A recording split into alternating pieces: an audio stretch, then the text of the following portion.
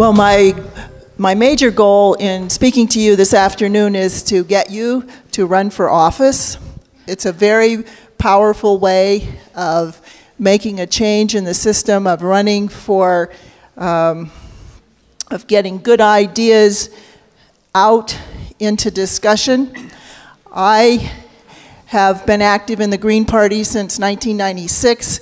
In that time, I've worked on over 30 Green Party campaigns. I have been a candidate 3 times. And I think that until you have been an independent candidate, and that includes running in a third party or even being an insurgent in the Democratic or Republican parties, until you have done that, you don't really understand how our government works, how our electoral system works. And you may think that you live in a democracy, because we're always told that we do live in a democracy. But when you understand the electoral system, you begin to realize that there are a lot of limitations on the way that our rights are structured. And what regulationism that was talked about earlier is alive and well in the election law context. So what I'm going to talk about today is, right now, the election law and how it operates and the limitations that we face in New York.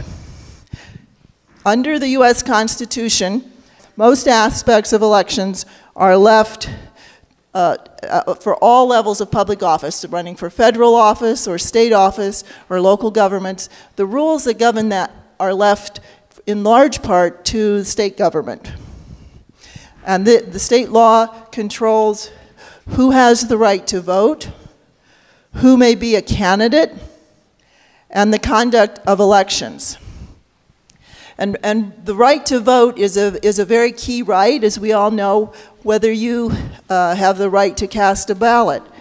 But also key to your right to vote is having candidates to vote for, having candidates on the ballot that represent your positions. Because if you don't have candidates that represent your positions on the ballot, then your rights, you're not being enfranchised by the system, because you cannot make a choice that represents your ideals. Not until the 1920, with the passage of the 19th Amendment, did a majority of residents of the United States have the right to vote. For over 200 years, a minority governed under the sanction of the Constitution. You need to understand that suffrage, which is the right to vote, the suffragettes were fighting for the right to vote, does not ensure popular government. It does not necessarily give the voters effective control over officials or make the elected officials have any real responsibility to the majority. That depends on various things like term limits. It was mentioned that Michigan has initiative and referendum that actually allow the voters to initiate laws. We don't have those rights in New York. So not having initiative and referendum rights is a significant limitation on our rights as voters. Generally, there's no federal right to vote. No right to vote was provided in the Constitution or the Bill of Rights. The Constitution leaves the determination of who can vote to state law. Now, there have been subsequent amendments which have put in various requirements, but those do not require that everyone can vote. And if we go through, the different groups who've been empowered to vote, it still doesn't include everyone in our country. It doesn't include non-citizens. It doesn't include people under the age of 18. It doesn't include felons. So there are a large number of people who still cannot vote today. When it started out, in many early state constitutions, limited the right to vote to males, and most of them imposed property qualifications or tax-paying qualifications. One thing also to understand is the changes that have been made to broaden the right to vote have required great expenditure of energy because our Constitution is very difficult to amend. The Dred Scott decision in 1857 held that persons of African descent are not citizens. Not only could they not vote, they couldn't even bring lawsuits. That was overturned by the 14th and 15th Amendments, the Civil War, the 14th and 15th Amendments. But subsequent Supreme Court cases held that even those amendments did not give women the right to vote. Women are citizens, but being a citizen did not give women a right to vote. And it wasn't until 1920, with the 19th Amendment, that women were given the right to vote. And in 1965, Congress passed the Federal Voting Rights Act, which removed many of the barriers that were still in place, denying voters, denying blacks the right to vote. So these are just some changes showing the yellow bars show the states with property requirements, the green bars show the states with tax-paying requirements, and the blue bars show the number of states in the Union. So you can see that the tax-paying requirements actually increased in the early years of the country as the property requirements came down. But it's interesting to see in this one, the yellow bars are racial exclusions, that while the property and tax-paying bars were coming down, the numbers that the racial barriers were going up. And one thing, while there were property requirements to vote, there were even much higher property requirements to be a candidate in the early state laws. So only the very wealthiest people were entitled to be candidates. There's a lot to be learned from the history of New York election law. So most of this information here is from a very good history of election law that was in the Gotham Gazette from New York City in 2003. But I just want to go through some of the times here. It was in the 1820s that the New York legislature extended the right to vote to all white males. It wasn't until 1834 that an amendment to the state constitution allowed for the direct popular election of the mayor of New York City. In 1846, New York voters rejected amendment to guarantee free blacks the same voting rights as whites. 1857, Dred Scott. 1870, the 15th Amendment gave blacks throughout the United States the same voting rights as whites. 1875, the 14th Amendment does not give women the right to vote.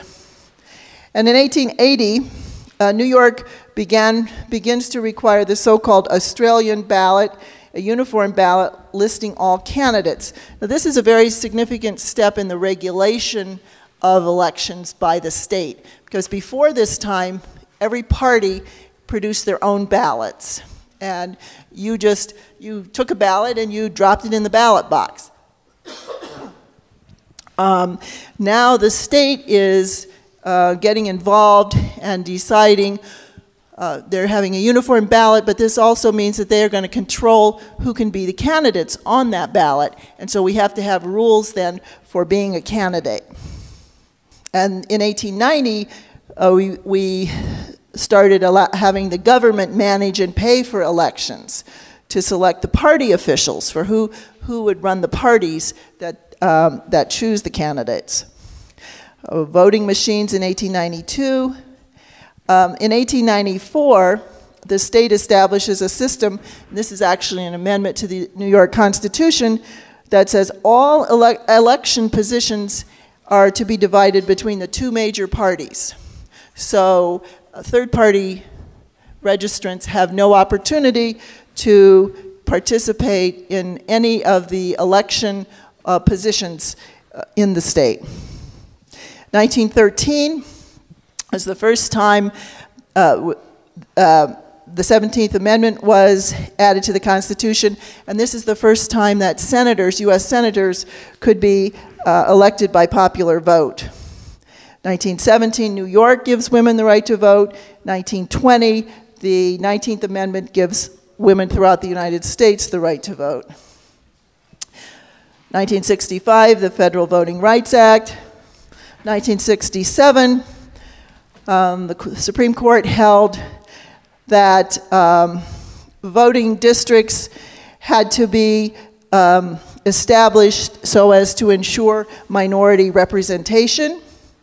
In 1969, non-citizens who have children in public schools were given the right to vote by the New York City Council in school board elections.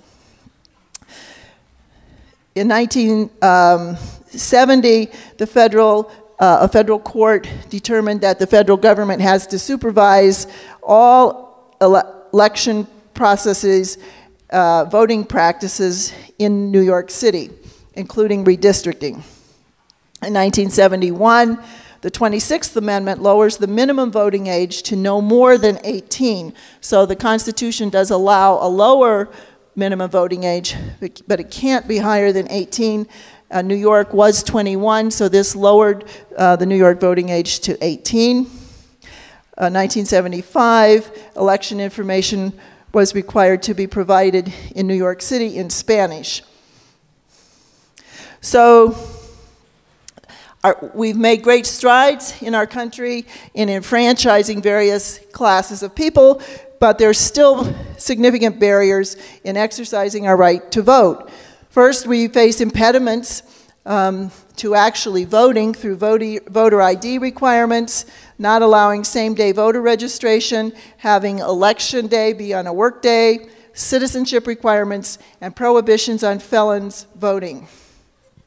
We also face techniques and devices which are used to keep our votes from being counted after they've been cast.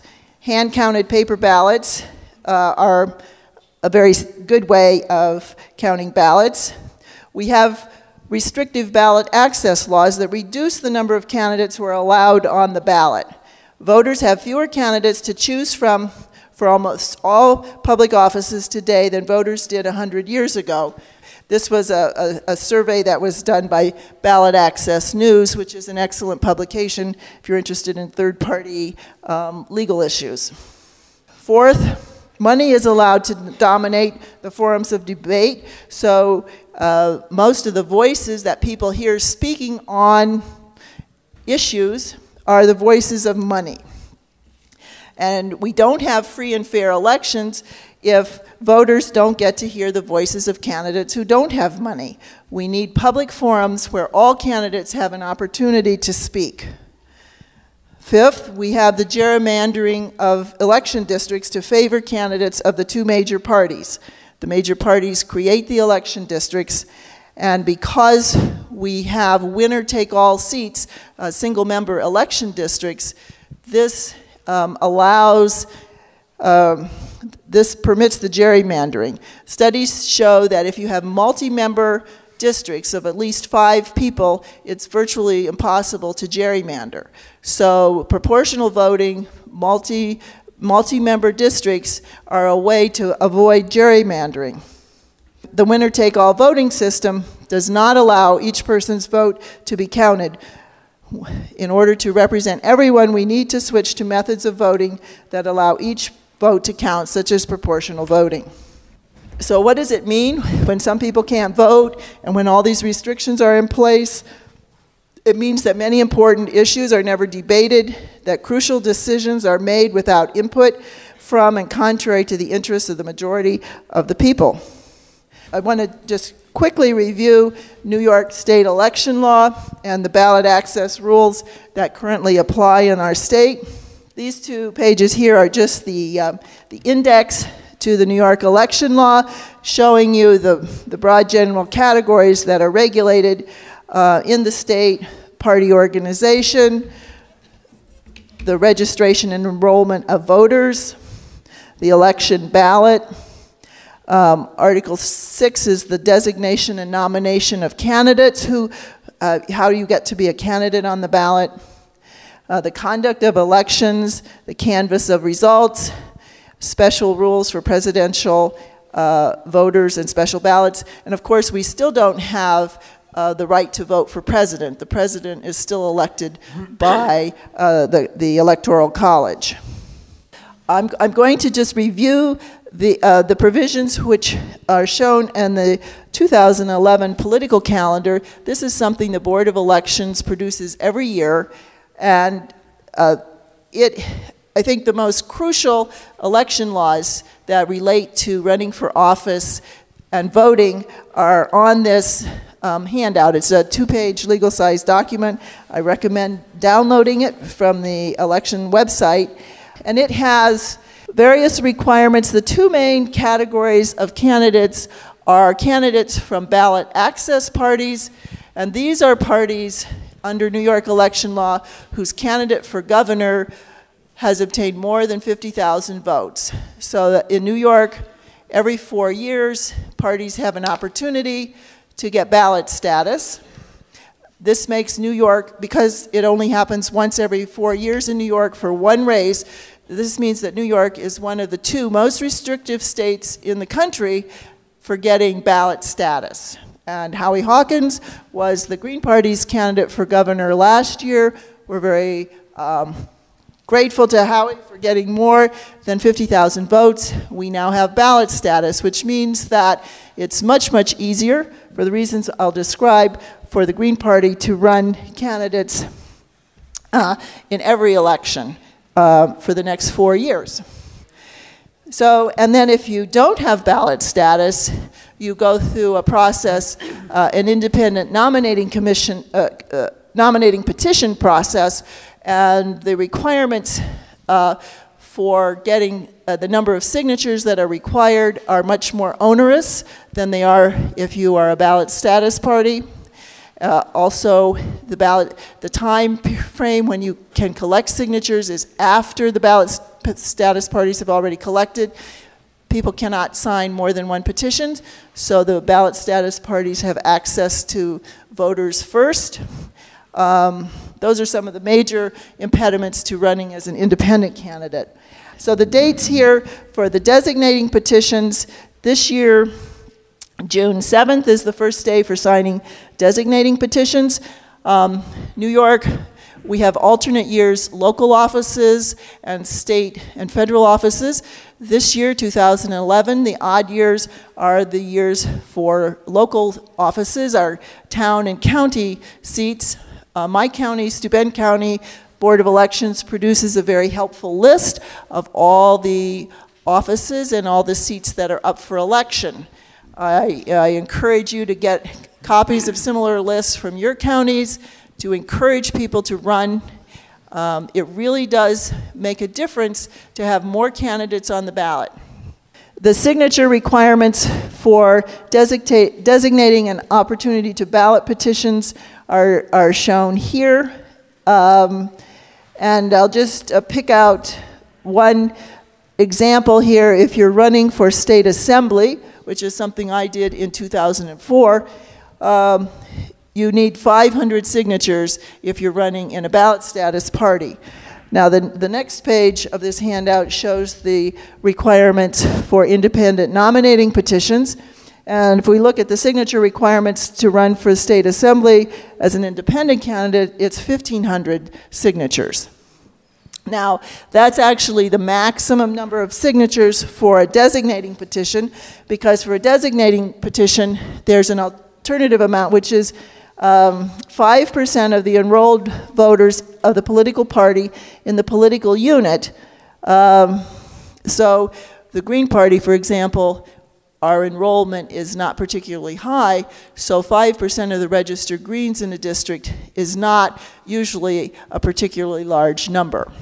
And other information that's on the 2011 political calendar has to do with the times for voter registration when there's opportunity to register others to vote, the mail-in registration, voting by absentee ballots, the campaign finance, filing requirements. So a lot of important information for people running for office. And I will stop there. Hi all, this is a great conference. I'm Ken Jaffe. I I raised grass-fed beef in Meredith for the past 9 years, and before that I practiced family medicine in Brooklyn for 25 years, and before that I was, a little before that I was a student at Binghamton University, which was so long ago, I think it was before the Marcellus Shale was formed. But the reason I was asked to come here today was to tell a story about how we replaced town government in Meredith. Unfortunately, the story is in PowerPoint. So we had a problem in 2005 where there was a threat to put up hundreds of 400+ foot industrial wind turbines in Meredith. And whatever you think about wind power, there are siting issues, and the siting issues made it really too much of a threat to public health, safety, and the quality of life in Meredith. So a group of people came together and basically developed an electoral strategy. So the running of the campaign, I would say, is pretty similar to what would have to happen with gas drilling, although the legal status of industrial wind development it's really all a home rule issue, and there's none of this ambiguity about preemption. So the starting point was that the town board, 5 members, were strongly in favor of industrial wind development. There were members on the board with conflicts of interest. They had signed contracts with wind developers or were interested in signing contracts. The people in the town were not well informed, and I'd say the default position, even amongst the activists who fought this initially, and certainly amongst most town people, was that, oh, wind, this must be wonderful, until you actually found out the reality of what was going to be going on. The activists tended to be people like me who were transplants, and there was a split between the old timers and the new timers, which I think is something that may go on with gas drilling as well. Part of it was along social class lines. The anti-wind activists were, I would say, in general, had more education. Meredith was a town that was predominant, as in Delaware County, everywhere in Delaware County, was predominantly Republican registration, although interestingly, Meredith did have a history of electing Democratic supervisors for reasons that are not entirely clear. Meredith has no zoning, and it turns out that the absence of zoning appears not to be an impediment to banning an industrial activity. I'm sure there are lawyers in this audience who may have something to say about that, but that was the advice that we certainly got from multiple sources, and that was, certainly didn't keep us from writing a ban ultimately that was never challenged. So we formed an organization. It was a 501c4, which is a not-for-profit, can take donations and spend money. They're not tax-deductible donations, but nobody seemed to care. It's an educational entity which is allowed to participate in advocacy for legislation. Its primary purpose cannot be to finance a political candidate. So there's a little kind of mushiness there. We had a steering committee of about a dozen members. There were 4 or 5 who were like, kind of obsessive and like me. But the others included people who were like really critical, somebody with design skills who could help with designing posters and layouts for newsletters, who maybe never showed up at meetings but could knock that out in like a half an hour when it would take us like forever to do it, the people without the skills. We tried to get a broad representation of constituencies, but in terms of demographically, but it was not so easy to do. Although my personal experience was there was one person who was an old-timer in the town, and when she joined the very early on, when she joined this 2-year battle, when she joined our steering committee, I felt like we had totally turned the corner and we could make it. We had a web design pro bono. We had a board of directors, which was 3 people. In theory, it's supposed to have bylaws if you have a 501c4. We actually never got that together. We did buy directors and officers insurance, which, you know, considering, personally, I would be nervous about being in an organization like this without some protection. You don't, because I think lawsuits in this area are not going after deep pockets, it's just going after intimidation. And having some insurance does protect against that. So we got a P.O. box, a bank account, and 2 signers, so nobody can embezzle all our huge amounts of money. So it was pretty clear early on that, that this was going to have to be an electoral strategy. And it was also clear that the town was not really on board, but they also were not informed, so it was going to be a big educational process. And it was also pretty clear this was going to be divisive. Even in a small town, there's 1,600 people in Meredith. It's kind of close-knit, a lot of old-time alliances and discord also. And I think in these small, I mean, there's a lot of role for kind of in-your-face politics in various strata, but I think, at least in Meredith, and I think a lot of small upstate towns, it's really important to, there's a big value on public civility, even if people don't mean it. So it really is very bad for an advocacy group if you're too in your face. It has to be kind of nice in a way.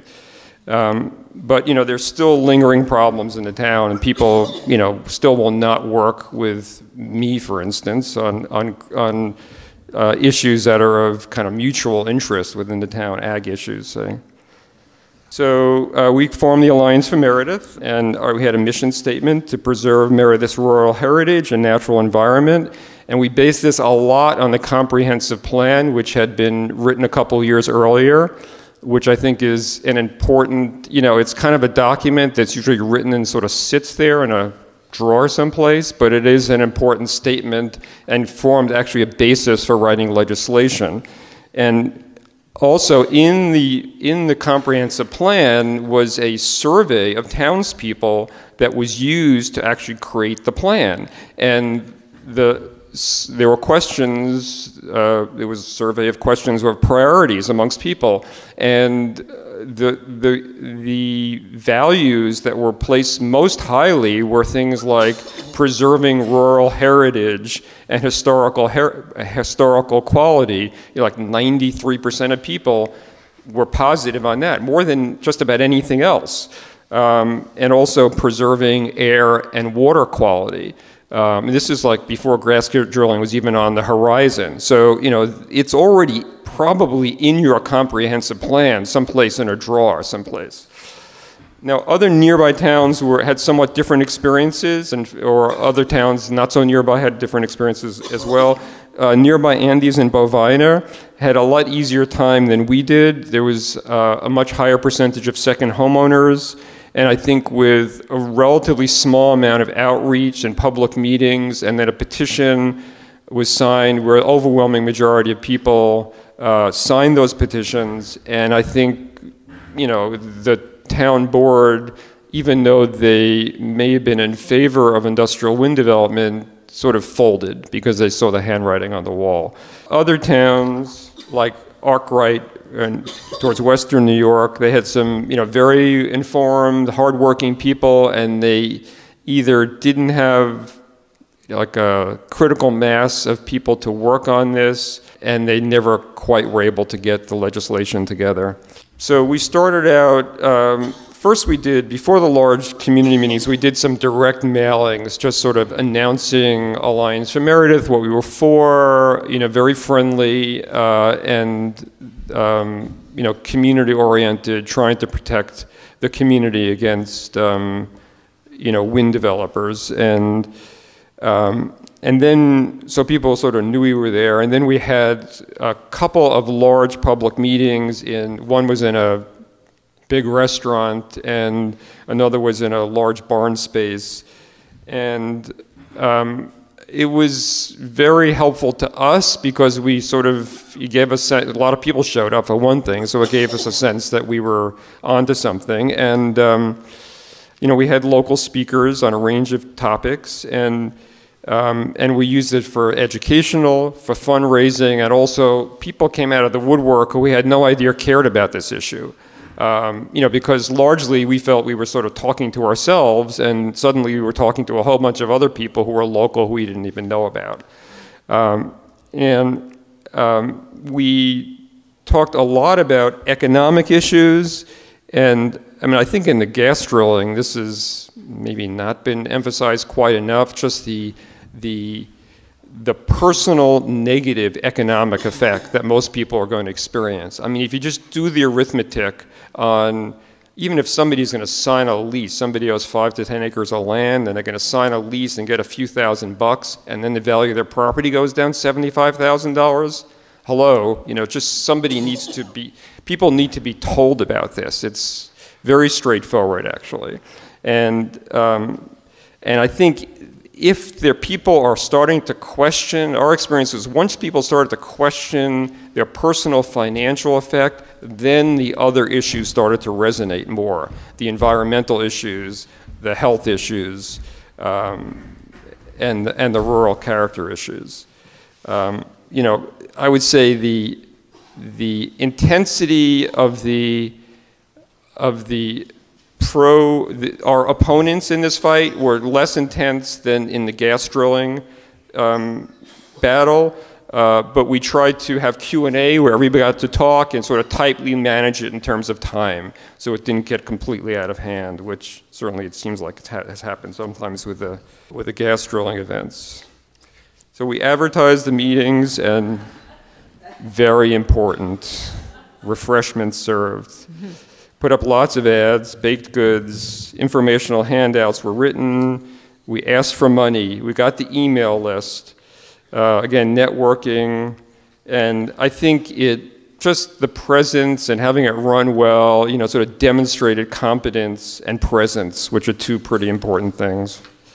The whole thing definitely took money. The steering committee coughed up money to get things going, so that was about $1,000 from the steering committee, and then we did stuff to raise money. We asked people for money, basically, and it was surprising how much people gave us, for a little town. Over the course of the 2 years, including all these mailings and the events and the incorporation and the insurance, it cost about $10,000.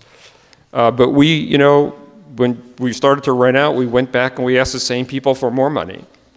And they mostly gave it to us.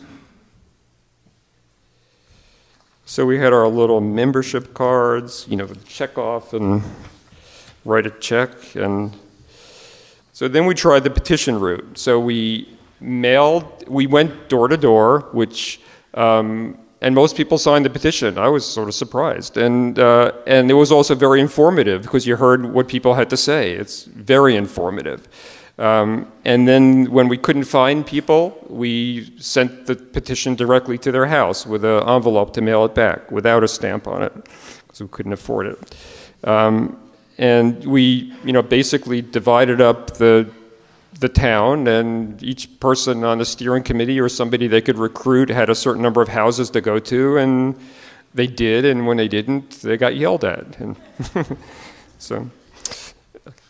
so we got a lot of signatures on the petition. We have 1,600 people in the town, so we got 870 signatures, and the town board just blew it off. So, the next step was to replace the town board.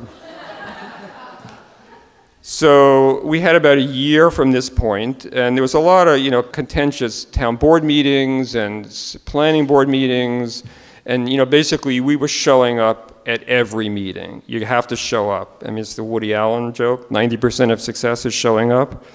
So we developed a newsletter, which was kind of, and sent eight editions, which was educational / polemic / informative, and sent it out as things developed over the year. We selected candidates, and first we ran in a Democratic primary. So we tried to get multiple lines on the ballot. We got the Democratic line ultimately. We got the conservative line, believe it or not, and we created our own line, the Unity Party. And we had to create campaign materials and mailings, went door-to-door campaigning, and big turnout to vote effort. So we mailed a newsletter to every address in the town, plus all out-of-town property owners. And we had mailing parties, so everybody got together and basically stuffed envelopes. The newsletter, we tried to make it kind of newsy and non-threatening as possible, with a nice logo, with a nice, rural scene, which is what Meredith actually is like. When recruiting candidates, we definitely shied away from the most vocal and visible activists. So we tried to get people with name recognition who were already had been previous town officials, or people who were sort of known around town. Ideally people with business experience. We tried to get diversity, but we had a little trouble with that because all three people we ended up nominating were somehow related to writing, or one person ran a bookstore, or one person had been an editor. So anyhow, they were willing to work hard, and they were willing to coordinate with the activist group, and we were pretty sure they were going to follow through on writing a law, which ultimately would be up to them. Primaries, almost nobody shows up at a primary. Like 10%, maybe 25% of the electorate. So it's possible for a highly motivated activist group who's going to get out to vote to swarm the ballot box. And that's basically what we did. And by the time we ran the primary, we knew how many people we needed to win, and we knew how many people we had, because we had petitions, and we actually had data on how many votes we were going to get. And basically we just had to call people up and remind them to go out and vote. And the election in the Democratic primary was overwhelming. All these rules are very tricky, not tricky, just detailed and stupid. And so you have to follow them. Otherwise you're not going to get up on the ballot, or somebody can challenge you and throw you off. So one of the joys of this was writing campaign material for the Conservative Party. This is it. They represent our values. Values and issues, right? Try to, get multiple, once we got the campaign going, try to not have it be a single issue. So try to work on, it wasn't just ban industrial wind, it was control the budget, it was improve our roads, which was a big issue at that point because the roads were a disaster. And then get out the vote. We registered new voters, including second homeowners, because we matched our supporters against the voter rolls, because you could find out who's registered to vote. And the people who were our supporters, who were second homeowners or who hadn't registered, we got them to register. We had one person who was in charge of absentee ballots, which is even more arcane than the regular voting rules. And the dates make no sense whatsoever. So that person was just in charge of getting the absentee ballots working properly. We had it broken down, so we had precincts, so that one person was in charge of like 30 people on election night to get out the vote. And we had phone banks running. And then on election day, it was an overwhelming victory. Like 74% of people showed up to vote, and our candidates won by close to a 2-to-1 margin. And they followed through and wrote a new law banning industrial turbines in Meredith. None of us had any real experience in electoral politics before this, so clearly a bunch of amateurs can pull this off. And I think, the election thing, it's the ban in the town is important, but I think, as Larry Bennett said, he did some lobbying at Albany, and he felt that the legislators have their finger in the air when some long-term incumbents are thrown out of office, they will feel the wind blowing. Thanks.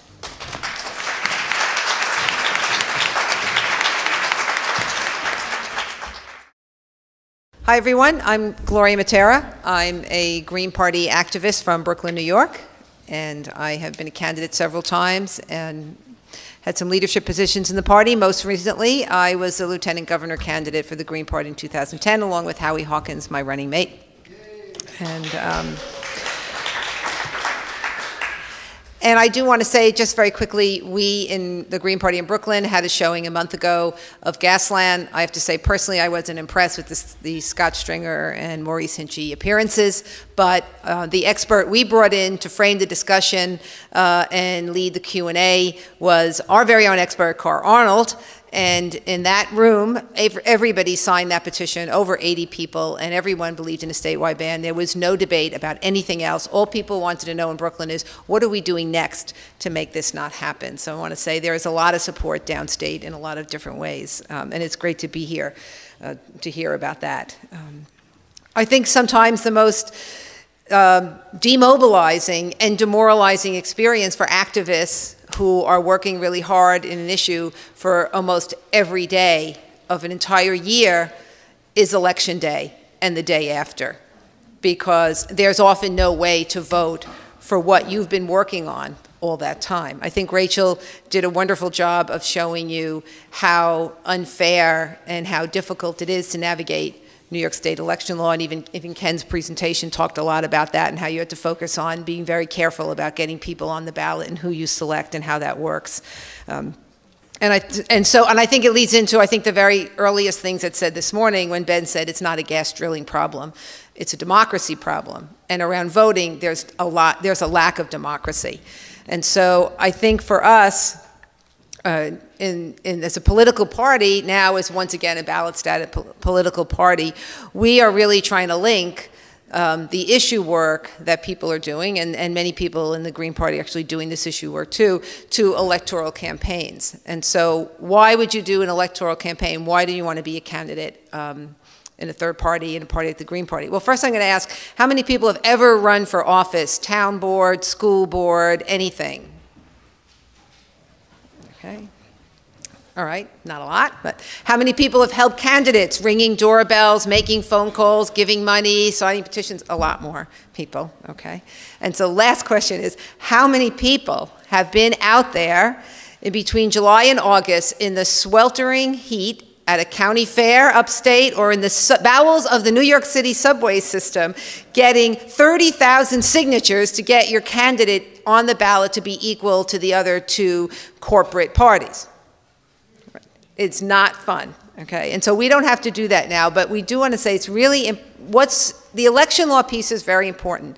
And, you know, being able to get on the ballot in a way that's fair, unlike independent campaigns. If someone just says, hey, I want to run for office and I want to be the anti-hydro-fracking party, or I want to be the single-payer healthcare party, which is all kind of sounds very catchy, is what being part of an independent political campaign really means. So you heard the whole, you know, the ballot status, the unfair election laws, the unfair campaign finance laws, even just our very own Mary Jo Long, last time she ran, most people may not be able to see this, but if you just want to be an independent candidate and be a maverick and challenge everyone, you will find your name all the way down at the bottom where people can't even see you because your placement on the ballot isn't even equal to ballot status parties.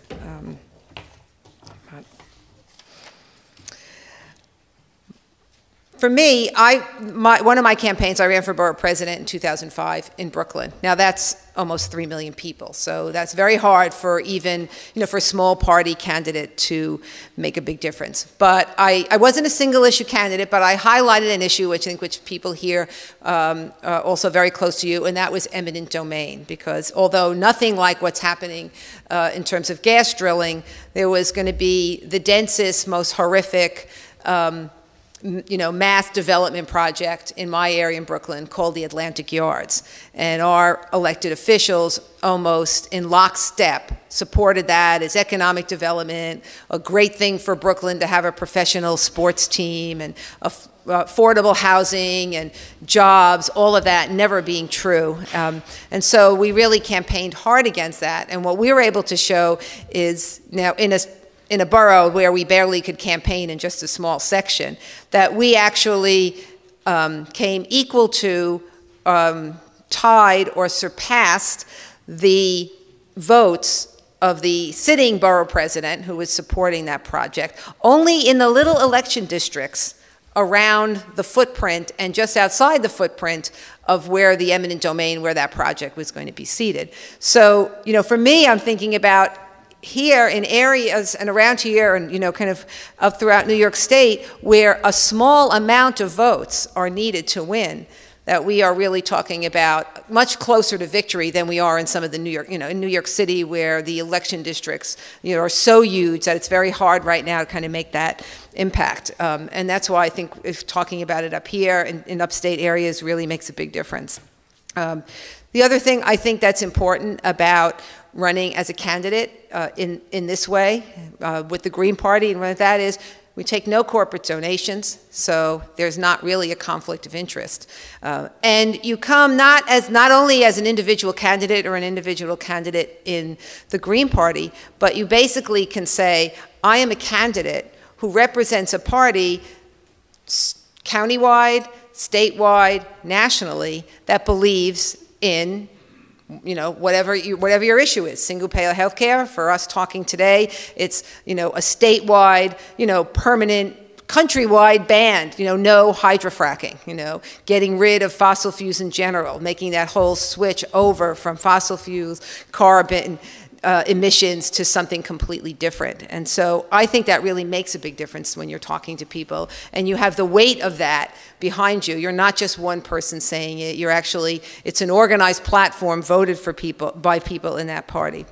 Now, I do want to go back to something that Adrian said earlier. He said he thought it was really, it's important that you have to kind of, you get people aroused because of what they're going to be opposed to, that something terrible is going to happen. We have to rally around stopping something.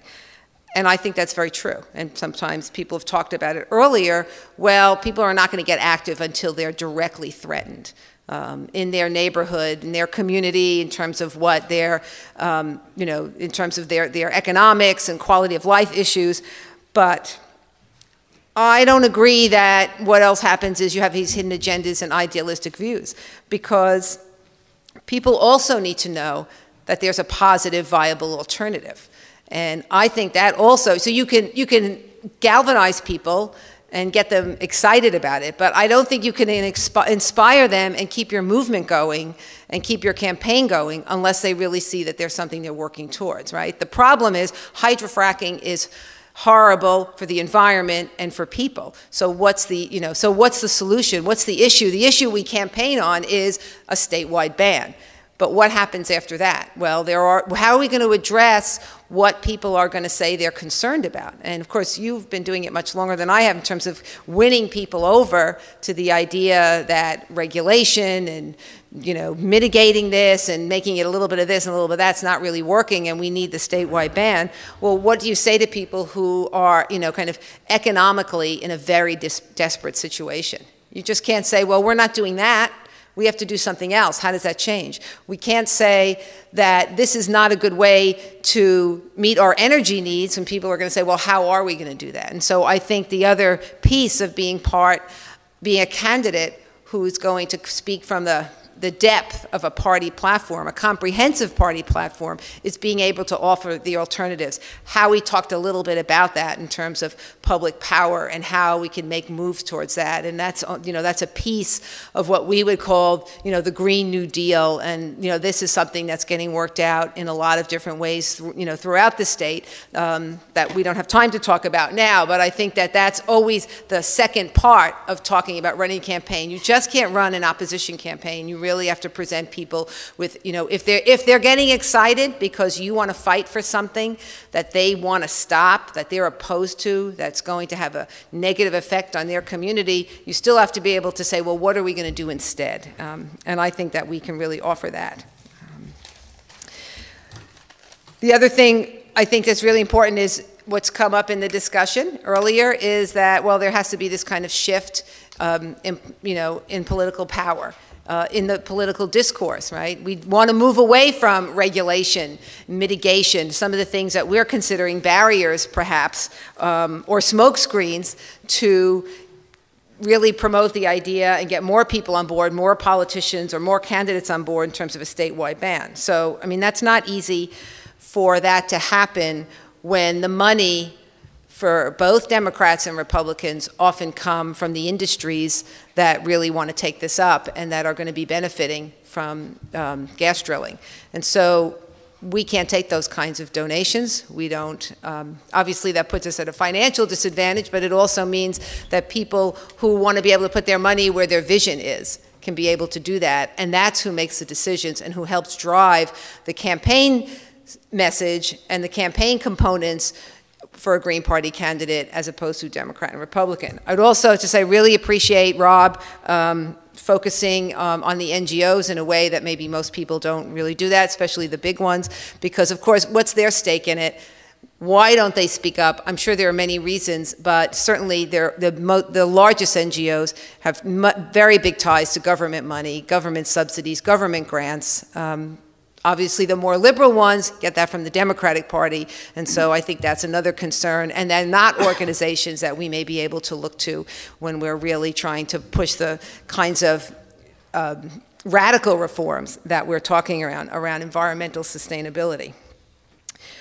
Well, I just want to say I'm also the co-chair of the Green Party of New York State's campaign committee. So, you know, when I came here this morning, I was very impressed to see all these anti-hydrofracking activists. Now, by the end of the day, I'm kind of looking very excitedly at potential Green Party anti-hydrofracking candidates coming up in November. I want to be really clear that I'm available to talk to you about that, even if it's something you've just want to explore and as a possibility. One of the ways that we feel running as a Green Party candidate will be more effective than an independent campaign or trying to do it within the Democratic Party, who's not, as a party, going to support a radical position that we're talking about here, is we can offer you some real support and some real tools. And so we have an infrastructure where you will get help with websites, get access to be on listservs. We have donor bases that we give to people who are running in our party. We have former candidates, Howie, other people who can come in and help with that.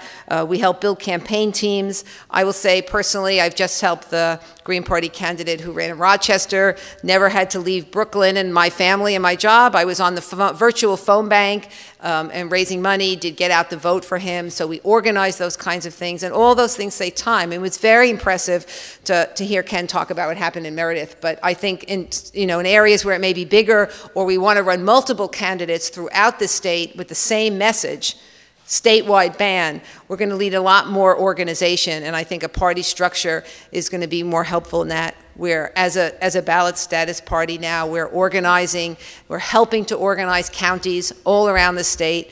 So we will have a plan to do that, where people can come together in your county, where you can make a decision about the candidates you want to run under the party. And we have people here, Mike Bernard, Carl Arnold, whom I was thinking, Rachel Treichler, Howie Hawkins, all are in different regions around the state who are really seasoned activists, experienced activists about this, and will help put county organizations together, local groups together, to start thinking about how we're going to challenge candidates with our own candidates in November. So I'd like there to be time for Q&A, so I don't think I've left too much out. I want to just really be able to say that we are looking very seriously for candidates in November, and I'm looking forward to talking to people here. And if you don't have time, you can email me, my first initial and my last name, gmatera@gmail.com. And so I ask everyone to take this incredible energy and knowledge that you have been using to fight as anti-fracking activists and be someone on the ballot that people who support your views will be able to vote for on Election Day, instead of staying home or just voting for the lesser of two evils. So, thank you. How do third-party candidates, Green Party candidates, make sure they participate in these public forums and debates? As a ballot status party, we are afforded that right in general, more than when we were not a ballot status party. Independent candidates really get that.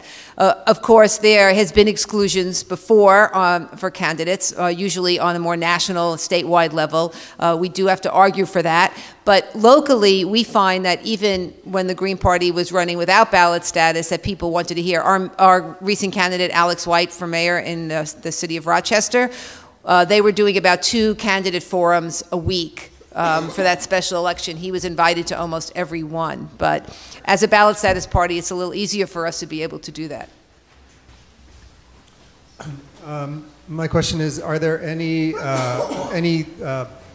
potential targets to make this issue very viable in the public light? And also, I'm just wondering, I think Schumer is now the head of the Democratic Party Policy Committee. And I think that gives us, you mentioned the corporate money going into that party and the Republicans, it might give us a good, it might give us some good ammo. Challenging. So is the question, are we targeting particular seated elected officials or areas? Yeah, or do people here think that there are good targets for us this election year? Well, I think that needs to be, that's part of our candidate recruitment, and we would like local areas, especially for the elections coming up now in November, in terms of village elections and other elections upstate, to be able to tell us if they think it's, we also have databases and we can help do that kind of work, to be able to look at past voter history, how people voted, how often they came out. In terms of the higher offices, people in the Senate, we are planning on looking for candidates to challenge on that level, and so we definitely will look not only within our party but in the different movements that we've kind of made some inroads into. Certainly this is one of them, looking at some of our previous candidates. And I'm also happy if Howie has any thing he wants to add, or I know Rachel had to leave, but I'm sorry, I didn't hear this question, the previous one about getting into debates. The League of Women Voters has really stood up for us about the last 5 years, so I think, you know, if you're excluded, call them and they'll come out, and they're pretty hard to resist, you know, for these civic organizations that want to maintain their status with the other civic organizations.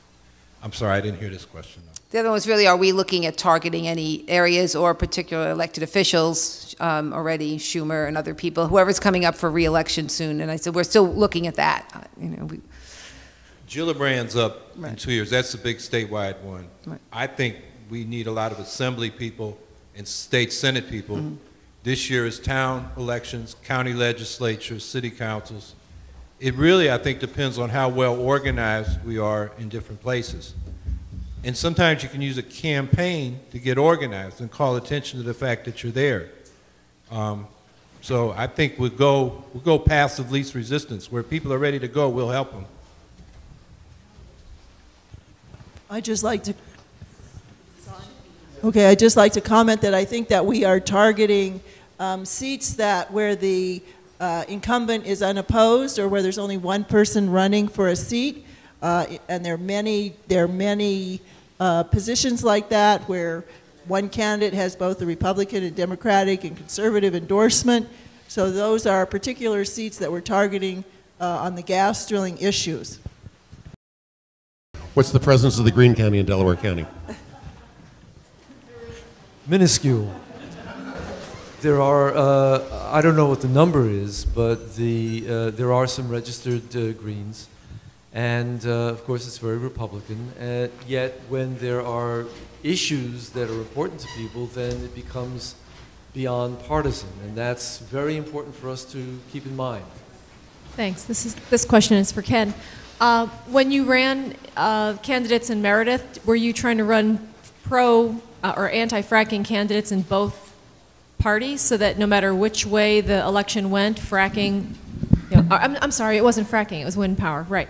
Yeah. Your issue won, so that you were, in other words, you had people on both sides. Yeah, the nominating process in the two major parties was very different. The Democratic Party allowed you to get on the ballot in the primary with a petition, and it didn't require that many signatures. So that was pretty straightforward to get on the ballot. the Republicans had a closed nominating process involving their committee, which was basically a couple of guys sitting in a living room. So we couldn't have gotten on the ballot as a Republican even if we wanted to. Turned out we were able to use that same non-democratic method to get on the Conservative Party, which was even fewer guys sitting in their kitchen. And and one of those guys was a real estate agent who was completely freaked out by the impact on property values in the area. So we were able to get on the Conservative Party line because of that. My question's a little more general, and it's probably geared more to Rachel. And that is, recently there was legislation to force the gas companies to reveal what's in the fracking fluid. And there was I think it was a Chemung County representative to the state who voted against that legislation. And I know out in Wisconsin, they've recalled some of their politicians. Can we recall politicians here? How do we go about it? There are three mechanisms of democratic access: initiative, referendum, and recall. And we do not have any of them in New York.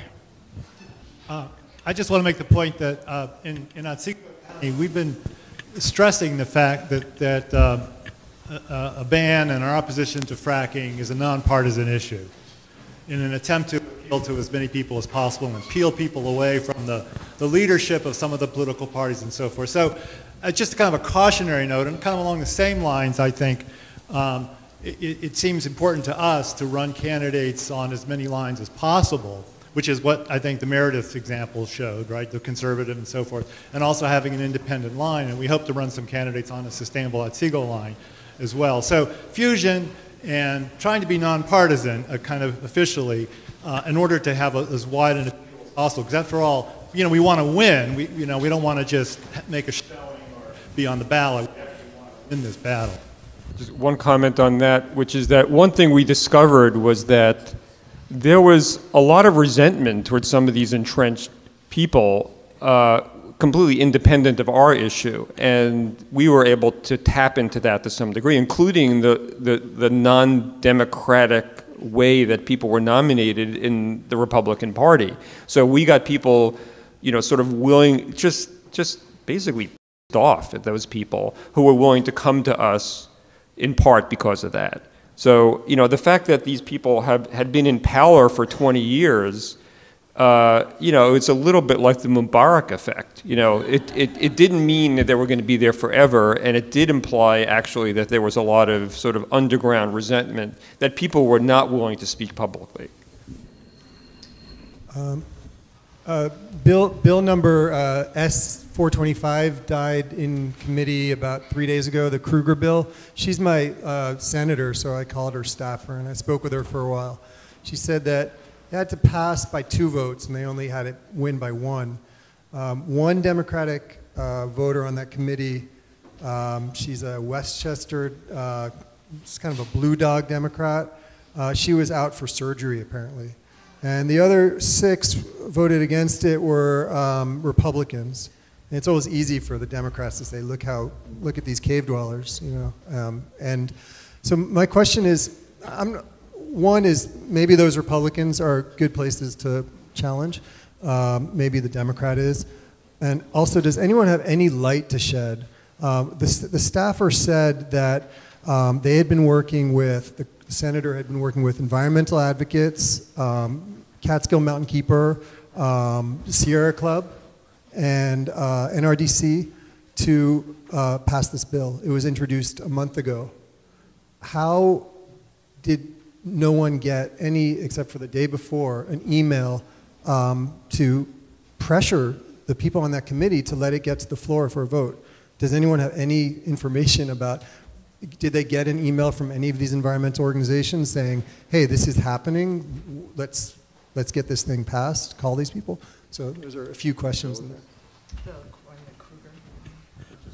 I actually want to address the question that Adrian asked about fusion, or the statement Adrian made in support of fusion, because I have come to believe with 16 years or so in the Green Party, that fusion is not in the interests of third parties because the candidates get endorsed by the Green Party and endorsed by the major parties, and then they tend to be a lot of pressure put on them to take the major party positions. I'd like to invite Howie to address that issue also. Well, my slogan's always been fusion means confusion, because like look at Working Families Party in the last election. They have progressive positions on tax policy and safety net issues and workers' rights, but they were begging Cuomo to take their line, who was for the most regressive reactionary state budget in living memory of probably anybody alive. He's not as crass as Walker, but he's going after pension rights, seniority rights, and other union rights. And, so it was the opposite of what the Working Families Party stands for. So they have no leverage. They say, we're at the table, in this budget debate. Well, if you're at the table, look at the result. One of their affiliates, Acorn, was attacked by Fox News and the right with a phony video by that, guy that runs around doing phony videos and chopping them up on the right. And the Democrats, as soon as that happened, lined up and defunded Acorn. The Democrats did not defend an organization that represented 400,000 low-income families in the country. So we need an independent alternative to have leverage on these issues. Having said that, if people like Adrian want to get elected now because they think being on the Democratic ticket and maybe some others will get them in, after the election we can work on those issues. There are Democrats in Syracuse I work with on public power and on living wage. Well, I have to tell you, most of the time they give lip service, they don't come through. But the stronger the Greens get, the more backbone they get. So it's about power. And until the Democratic leadership sees that they're losing votes to their left, they're going to keep moving to the right. So I think, there are two paths here, and some are going to take one and some are going to take the other. But I just ask you to respect the Greens' political independence, because that helps you on the inside, because that gives you leverage with people that don't want to do what the Greens are saying, but when we start getting votes, then they're going to start listening to you on the inside. So that's why I think, the Greens are probably, well, we're debating how much fusion to do, and we're going to make a decision on May 21st.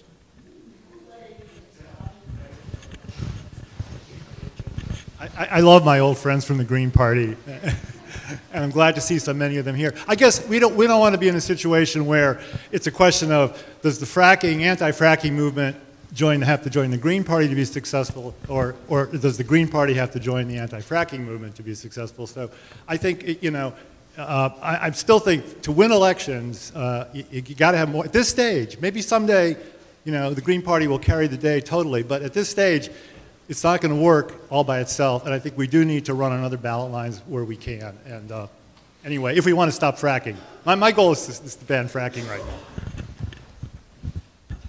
now. I don't mean to get the last word, but I will. The Greens have elected people. We've elected 3 mayors, half a dozen city councilors, a bunch of school board people. But it takes a while. I mean, a lot of these races, particularly local, are down to the individual. People, if they don't know the individuals running, then they're going to vote for the party that they normally vote for. In most upstates, that's Republicans. They think it'll lower their taxes. Of course, the Republicans don't do that. And the Democrats are supposed to stand for the little guy, and they don't do that either. And we've had some Greens that haven't done what they would say, too. I mean, it's all over. But local elections are very personal. So I think there's a real opportunity to win as an independent if people know who you are and you get yourself introduced. I work with the small towns in the Skaneateles watershed, and I just wonder if anyone can shed any light on this. The first little town I went to, 3 of the 5 town board members were leased.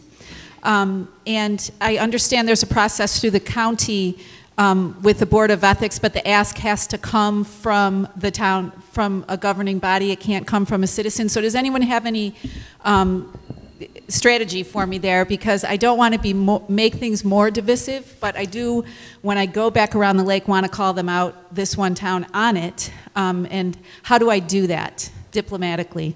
Or do we have to wait till the next election and get new board members? The town should have a written policy on conflict of interest. Actually, it has to have a written policy on conflict of interest, which they may have trouble finding. because it may be from 1970 in a, you know, much harder to find than the comprehensive plan. So that's something to work from, but at least from, you know, we dealt with this a lot. Those conflict of interest policies are mostly pretty toothless and mostly don't, at least the state law, from what I recall, doesn't apply unless it has to do with contracting. So, in other words, if the town is signing a contract with the gas company, then that person would have to recuse themselves. But if it's simply on legislation where the person has a financial interest, they may not even have to legally disclose it. The most that they usually have to do is disclose that they have the conflict, and then they can still vote on it. So, but I think it's still a powerful issue on an electoral level that, you know, that these people are deciding on policy. Do you want this person deciding on policy when they have a financial interest in the outcome? Yeah. I'd just like to add something to that last comment. If you have a majority of the board that has an obvious conflict of interest, there's been a ruling that if that would reduce the voting quorum on that board, they throw out that conflict of interest position that is being challenged on that particular board. Honestly, I remember looking at this and not actually getting a clear answer. Do you have any? It's, yeah. Good. Yeah, I don't have a clear answer. Okay. Thanks to Ken and Gloria.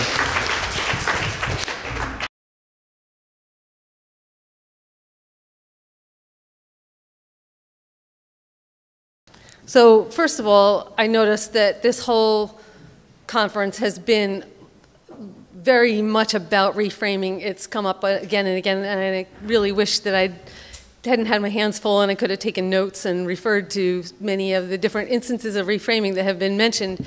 And I'm glad we'll be able to go back and review this whole conference and get a grip on them.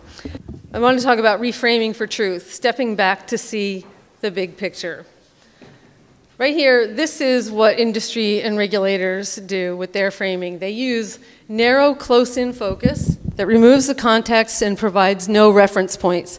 Now, is that a painting about water lilies? Is it a painting about the sky and the trees? Is it a painting about a bridge? Well, we don't really know until we look at the whole picture.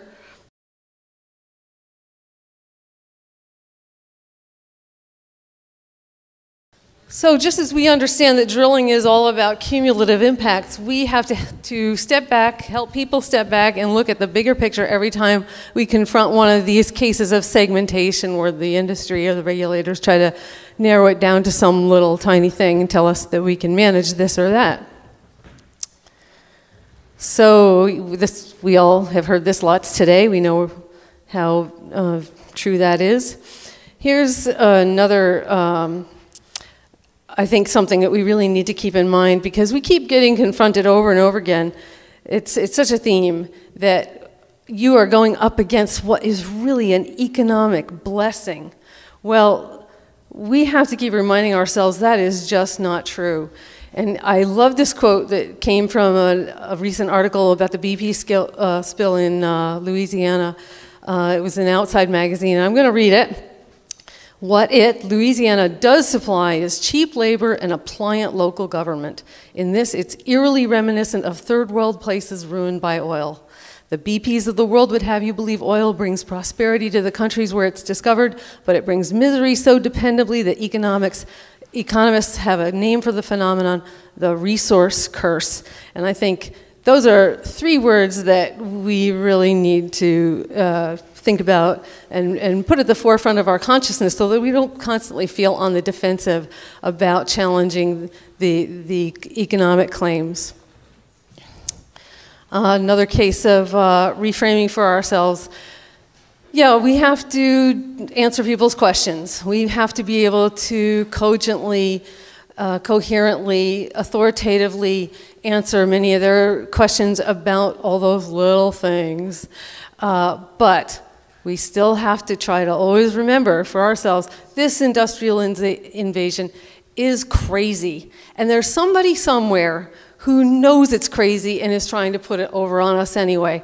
And we should just not let ourselves forget it. Make sure that we don't let the industry tell us that it can be managed, that we could choose degrees to which it might happen, and that we could maybe find some kind of balance between the countervailing needs. We've all seen these. I won't even spend much time on them. This is how the industry reframes. No one will tell me what to do on my land. We need drilling to alleviate our poverty. This is a class war. We need energy independence. Industry can be trusted to do what's right. New York has the best regulations in the nation. So I only have a few minutes, so really can't spend much time on any of this. But I do like to ask people when they say things like that, just wait, when the industry gets firmly ensconced on your property and the DEC is compulsorily integrating you, well, is it then okay for somebody else to tell you what to do on your land? You have the choice now. You won't have the choice later. The big picture. Has it been a lack of resource extraction that created our poverty? It's very difficult to manipulate and exploit people who are prosperous. We're in a desperate economic situation because it's been deliberately imposed on us, because we have something that somebody else wants. So the powers that be make sure that we get into a situation where we feel that the majority may possibly be persuaded to feel that we have no choice but to accept their options. So to give in to them is to give in. Why wouldn't we want to stand firm and not let ourselves, not let that play out the way they designed it to? The class war thing, that was dealt with a little bit earlier. But again, try to draw people out to see the big picture. Look at all your neighbors. They're probably not breaking out across the spectrum the way that the Dick Downeys would like us to believe. In gas drilling, I've seen a tremendous diversity across all kinds of income and education levels in terms of opposition. And we can definitely find all those common ground situations with all those different kinds of people and create a dynamic and diverse opposition. I just like to ask you, who says so, and what's in it for them, and why do you believe them? Anytime somebody tells you that these industries really want to stay in business for a long time and everything, they're going to look after you because they have a reputation to maintain. Just ask them to provide you with a single example. New York has the best regulations in the nation. Again, ask them, flip it around. Who says so? Have you read them? And in fact, New York has very sketchy regulations, and they have resisted recommendations to improve them since at least 1994. And Brian has some really good information on that I think we're not going to have time to talk about, but it's really quite remarkable. And I think that we'll soon start. You'll see that the movement, I really expect, will start to make great use of this report that is done by Stronger Inc. As it becomes public. Now, we are talking about all this big picture stuff, but Maura Stevens, who is really into reframing, and I were talking the other day, and she said CPNY is really trying to get people to think in terms of the big picture, the corporatism, and how the whole system is set up to manipulate us. And she said they wound up having to kind of pull back and go back to just focusing on fracking because they found that a lot of their audience wasn't able to really absorb the big picture. So just like the industry does, we have to do we have to also break all these big picture things down into little assimilable pieces that people can take on one at a time, and slowly, like a puzzle, we'll build them the big picture. Reframing with single words and phrases.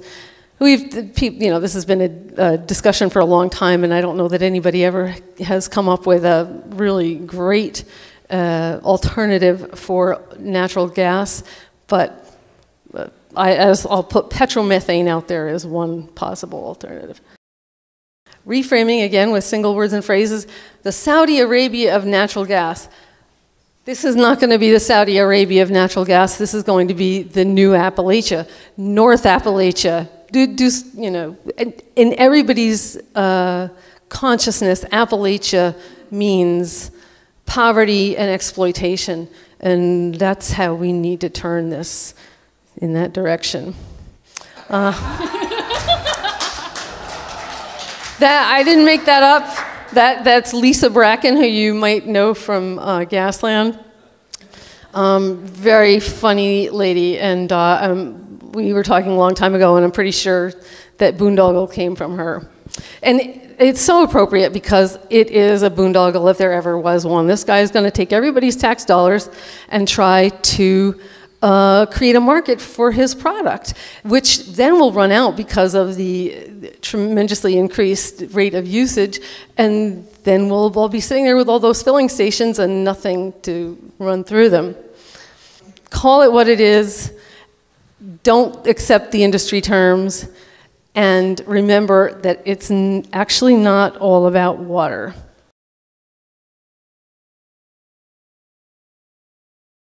The NGOs, we've talked about them a lot today, and they frame gas drilling as an environmental problem or a water issue, but we know that there's a large segment of the population for whom the environment is those trees far, far away. That's not, I don't live in the environment. I live in town. I live on a small plot. None of that stuff really is relevant to me on a day-to-day basis. So, and if they don't think their water is going to be, if they think they live in a watershed that's going to be protected or whatever, we have to turn it from it being an environmental issue and a water issue to how they will be affected. For instance, somebody who's on a farm, let's just say that a couple of dairy farms go out of business because they've become industrialized. Well, there was a story not very long ago, I'm pretty sure it was Otsego County, where a dairy farm was forced out of business because the milk processing plant closed because enough other dairy farmers had already gone out of business. Then there was no longer the volume that was necessary to keep the plant in operation, and now even those who wanted to stay farming could not farm anymore. So to me, this is why Calvin Tillman is so useful. He's so fantastic. He's a great bridge because he helps people understand that their lifestyle is at risk. It's not just about that nebulous environment out there somewhere. I just heard a radio interview. It wasn't about fracking. It was about preventative health. But I just thought it was so interesting. The guy was saying that 15% of people out there are willing to take preventative measures to maintain their health, but 85% say, I'm fine today, chances are I'll be fine tomorrow. And so I think this was also dealt with earlier, helping people to visualize the future and anticipate what's going to happen. I want to share with you some good examples of things we can draw on to frame. These are conversations that I've had with people. This is my mechanic. I was just talking to him the other day. I'm not sure he finished high school, and he's telling me, if they're not telling you what's in it, it's got to be bad. Mark is another mechanic. Around here, we don't have a lot, but we don't need a lot either. He was very skeptical about, he's a big landowner, and he wasn't jumping at the chance to lease. Joe is my computer guy, and he did not actually say it's the environment, stupid. He was talking about a letter he'd read in the Oneonta Daily Star, and the letter had been just exactly what we've been trying to do, is move the discussion over to the economy. And Joe said, he shouldn't have done that. He should have stuck with the environment because, there are these positive arguments about the economy, but there's no positive argument about the environment. And so this is a guy who actually told me to stop sending him stuff several years ago when he's got breathing issues, so I sent him some air quality information related to gas drilling, and he sent me back this email and said, don't send me any more of that stuff ever again. And now he's coming in and he's telling me, it's the environment. Keep talking about the environment. We have done great things. We have changed the way the media, the mainstream media talks about natural gas, and that in turn is changing the way people on the street think about it. And so we have to keep on doing that. Big picture equals perspective and history. And I'm done.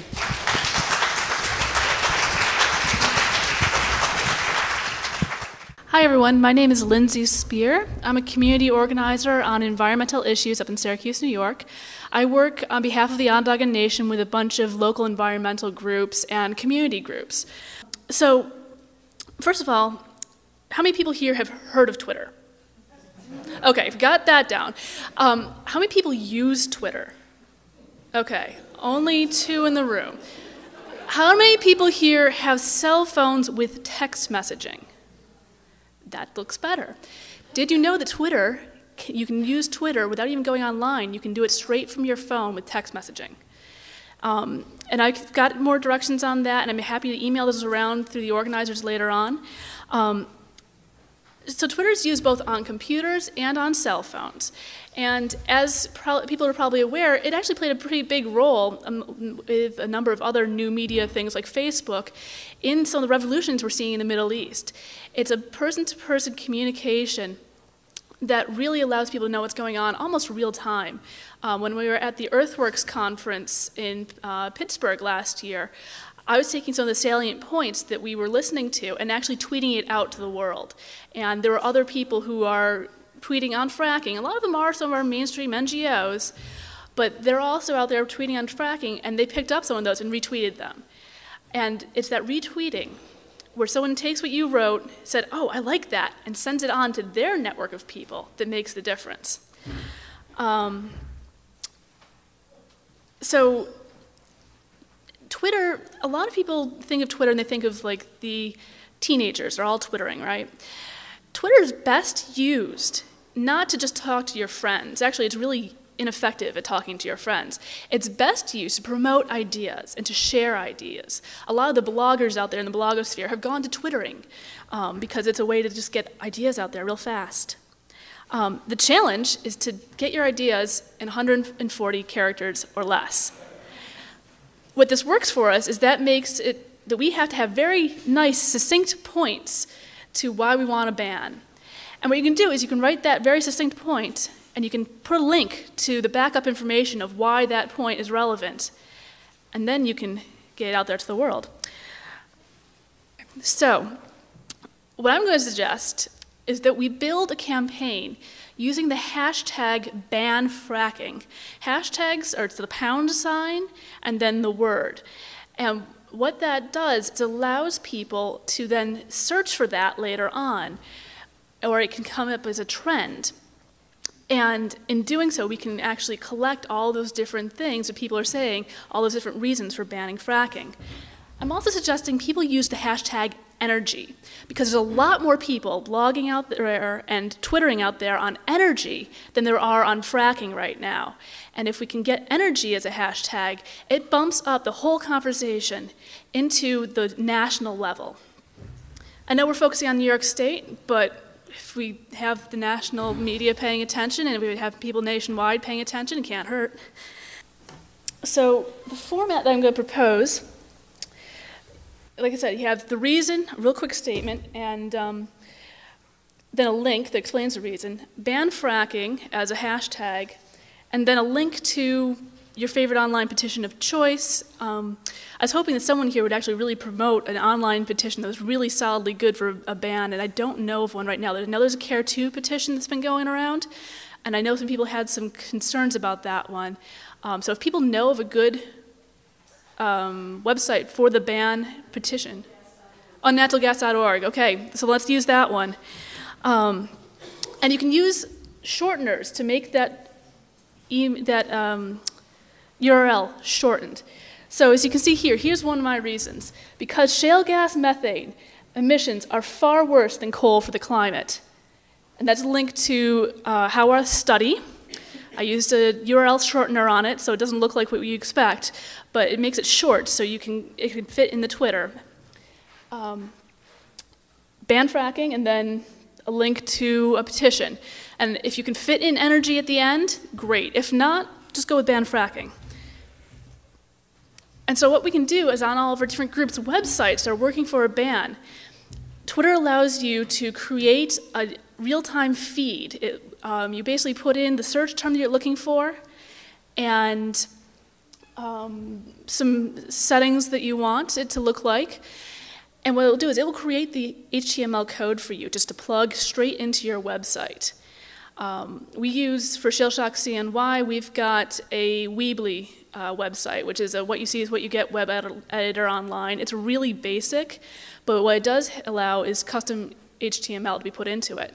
So it's cut and paste. It's really easy, and it shows up, and then it's going to sit there, and unfortunately, because this is a PowerPoint, I'm not connected to the internet, you don't see it scrolling. But it will continue to scroll through all of the different things that people have posted with that hashtag. So a couple of recommendations, keys to using Twitter. The first thing you have to do is get followers when you get on there. And you do that by following other people. You do that by tweeting, because if you don't put anything out there, no one's going to pay attention to you because you're boring. But also, when you see things that you like, that people are saying, retweet them, because what it will automatically do is let someone know that you've retweeted what they said, and they said, oh, this person likes what I'm saying, maybe I should pay attention to what they're saying. And by doing that, you collect a whole bunch of followers. The other thing to do is use the hashtag #FF, and that's Follow Friday. You do it on Fridays. You basically do that to all the people you think are cool on Twitter, and they'll know that you think that they're cool, and then it's one of those mutually patting each other on the back things. But it actually works to build networks, because you'll see your friends do that for a whole bunch of people, and like, oh, who are these people? And you go and look what they're twittering about, and it's kind of interesting. Don't think you have to read all the Twitters that come across. Someone described it recently as it's like dipping into a stream. You go take a sip at one point, you figure out what's going on, you walk away and go do the rest of your life, and the stream keeps flowing past. And every so often you check in again. Most of what goes by on Twitter, you'll see it again online, you'll see it in other places. But it is a way to get things out there. A couple other things, 140 characters or less, but don't succumb to the using funny acronyms like B4 instead of before. That's a kind of teenager thing to do, and it makes them really illegible. So if you want to get your point across, use English. Just be really creative and what you're saying and how you can say it to keep it short. And then you shorten your URLs and follow me, and I'll follow you, and then we can keep building our networks. So mine is @careoftheearth on Twitter. And you don't have to do it on your cell phone. You can also do it online. It's a free account. It's really easy. And dip your toe in, give it a try, and use this. I mean, the main thing to do is when you come across something that makes you like, geez, this is why we have to ban fracking, put it on Twitter. Okay, so that's the Twitter bit. And again, this is the point of this is to collect all these different reasons, because when you have that thing plugged into your website where all the different hashtags come up, you will, that say ban fracking, it will actually allow you, we'll have this ongoing list of all the reasons to ban fracking. Hi everybody, I'm Michael Deneen. I'm with a group called Back to Democracy. My wife and I have this little, we're on the board of Back to Democracy, which is in Trumansburg. We've been organized for about 8 years. We started out with protesting the Iraq War, but we sort of evolved into just serving the community in Trumansburg with a monthly meeting where we have speakers or we'll show a documentary, and we have people talk afterwards, because one of the things we're concerned with is getting people. We don't think people talk enough to each other about issues, so we're just kind of like promoting that. We also have candidate forums for the town and for the village of Ulysses. I mean, the village of Trumansburg. And anyway, so because of that, I'm mentioning that because there was a meeting at Ithaca College last summer where we were invited, and we ran into Ken Zesserson, who's with this Ulysses Gas Advisory Board, and we ran into Helen and David Slache. So we happened to be talking at that meeting, and Ken suggested that Ulysses might be a good town to do to enact the Slache's theory, which at that time was just an idea that they had. And Janie and I offered to organize a petition drive because that's what we do, things like that. And anyway, so during the time of the petition drive, which was late summer and fall through and into the winter, where we kind of slowed down, but that's while the Slaches were developing their idea. And then it all came together. February 8th, we made a presentation to the Ulysses Town Board, and that's basically what I'm going to show you today is the presentation we gave to them about the petition. Okay, so this is the petition itself. We try to make it clear, simple, so that people would be able to go to the door and they'd understand exactly what they were signing and what we were asking the board to do. It says, I'll read it so that you can, we, the undersigned, believe that slick water horizontal hydrofracking gas extraction technique threatens our water and air.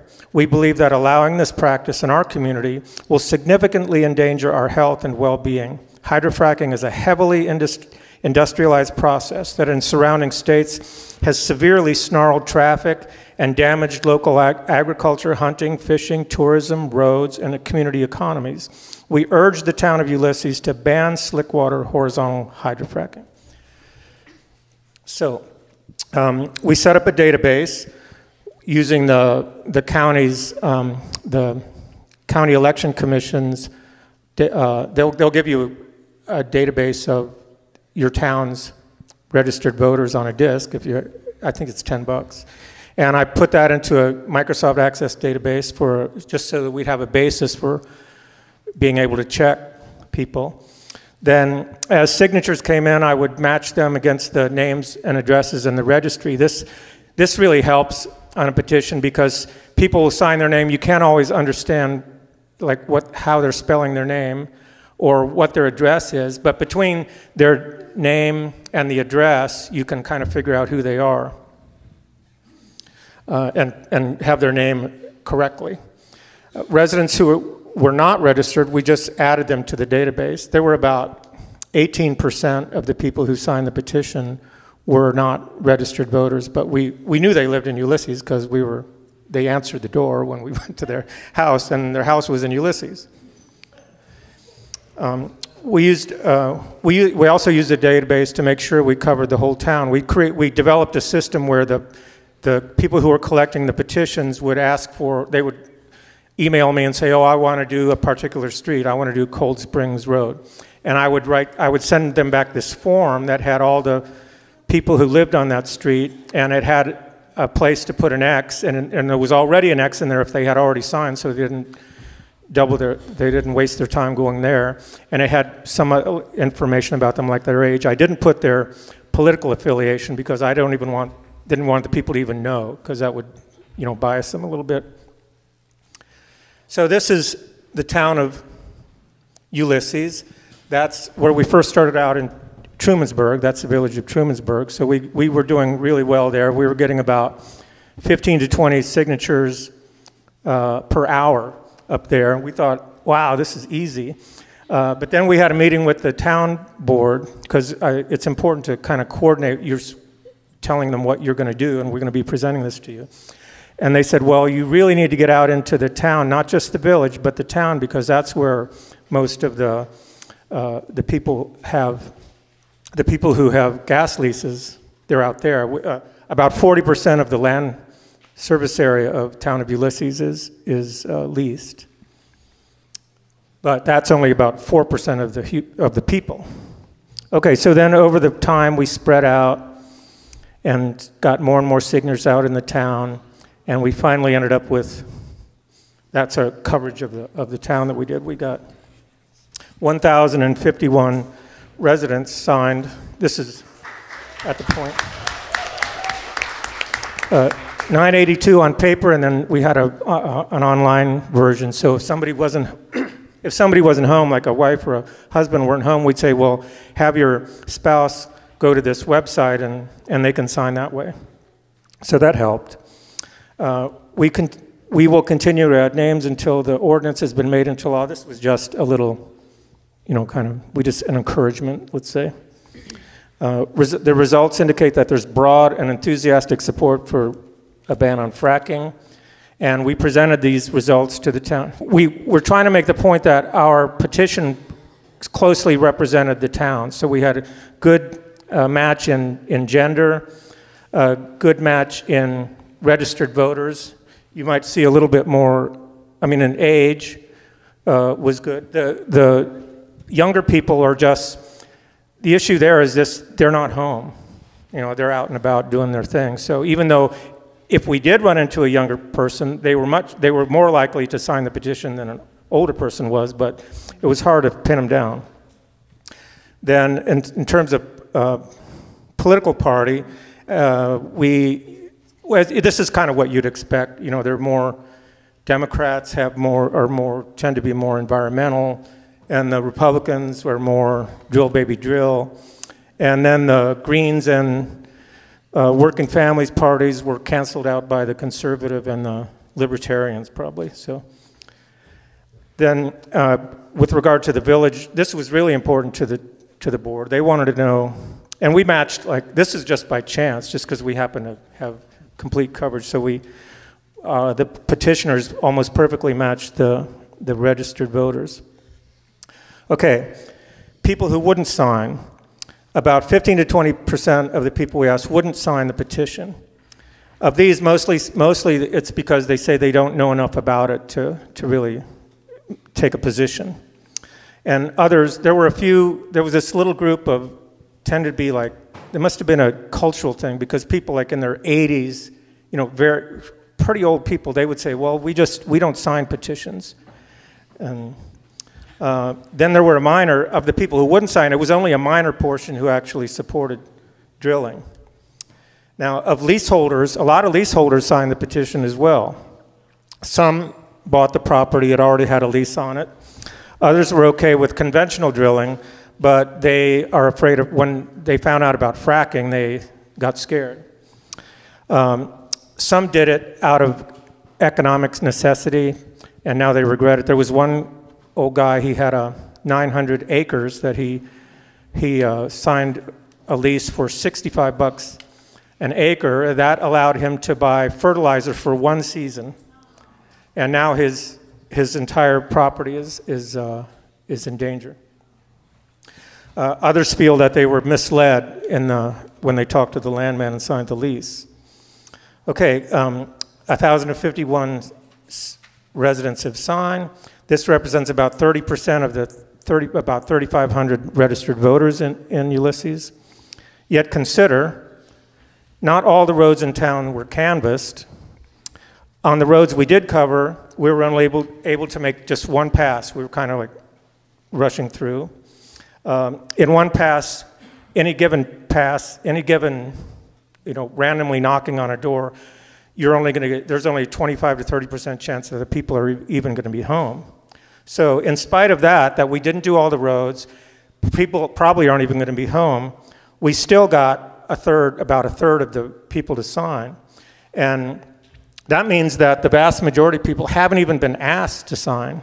So that was kind of the big thing I wanted to underscore with the town board, that the support for this ban is strong. It's virtually unanimous, and when you get 85% of the people. Okay, now this, I just wanted to say, a little bit about the advantages of a petition. It really provides that interaction with the person. You go to their door, you're talking to them. That is a really rich experience. I mean, and an opportunity to talk to somebody one-on-one.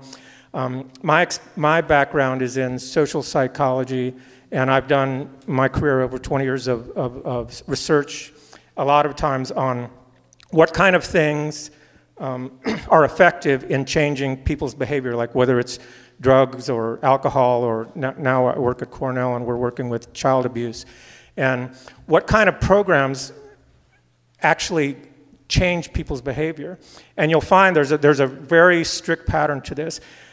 The kind of programs where it's a one-on-one opportunity, you know, like a drug treatment program, or okay. So the main point I want to make is that the one-on-one programs really work. The problem is they're expensive, and states don't have the money to afford them.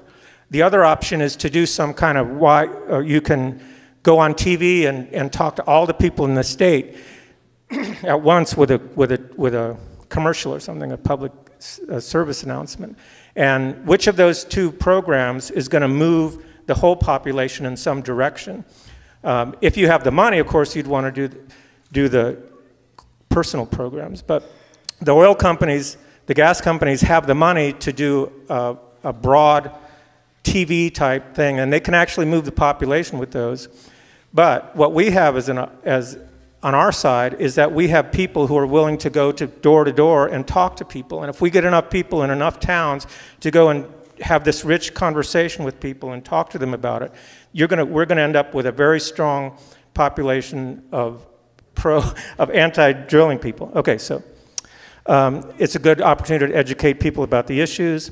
You can connect with a lot more people than a survey. You can recruit people. We would say, it's not enough just to sign this petition. We're going to need you to come out to this meeting, and we're going to need you maybe for other things, because if this board doesn't go our way, we're going to need to replace the board.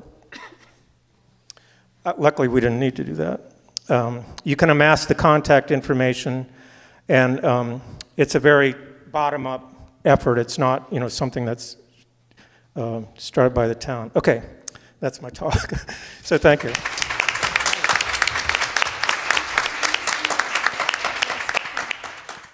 Well, I'll just spend a couple more minutes on the nuts and bolts of how we carried this out besides the door-to-door. It did not take an army. It was 3 people, including Michael. So he works full-time, and so do the 2 other people.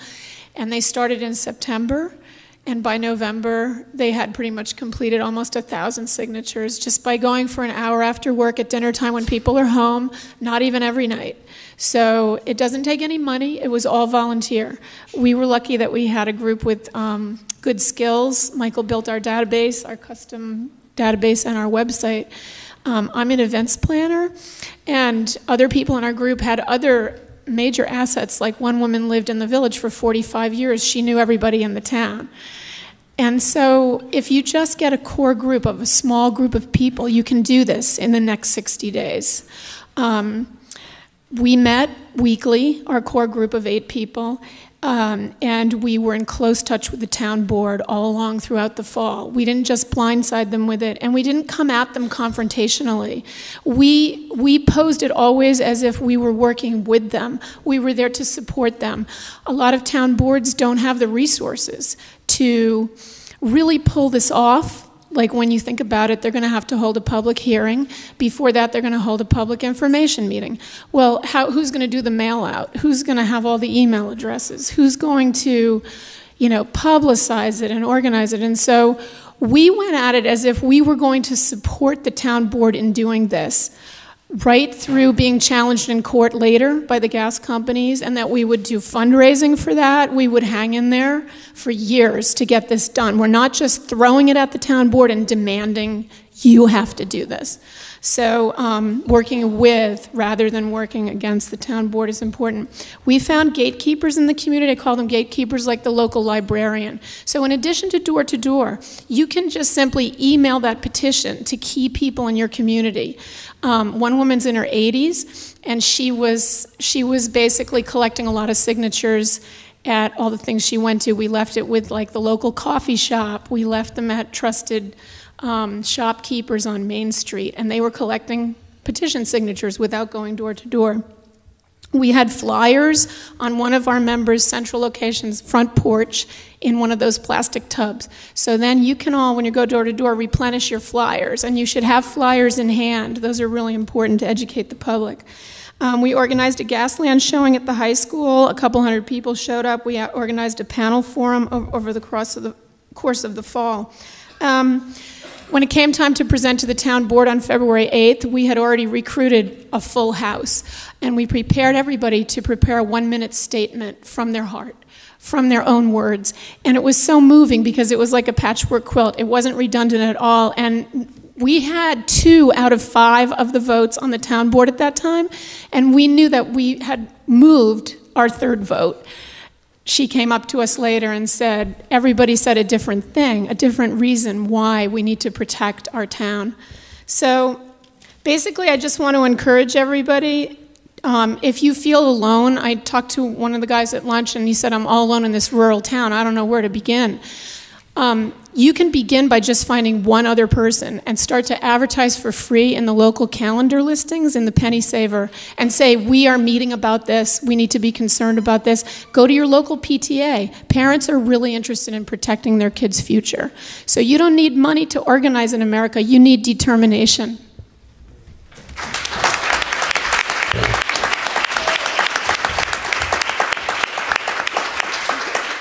This is very motivating and empowering, isn't it?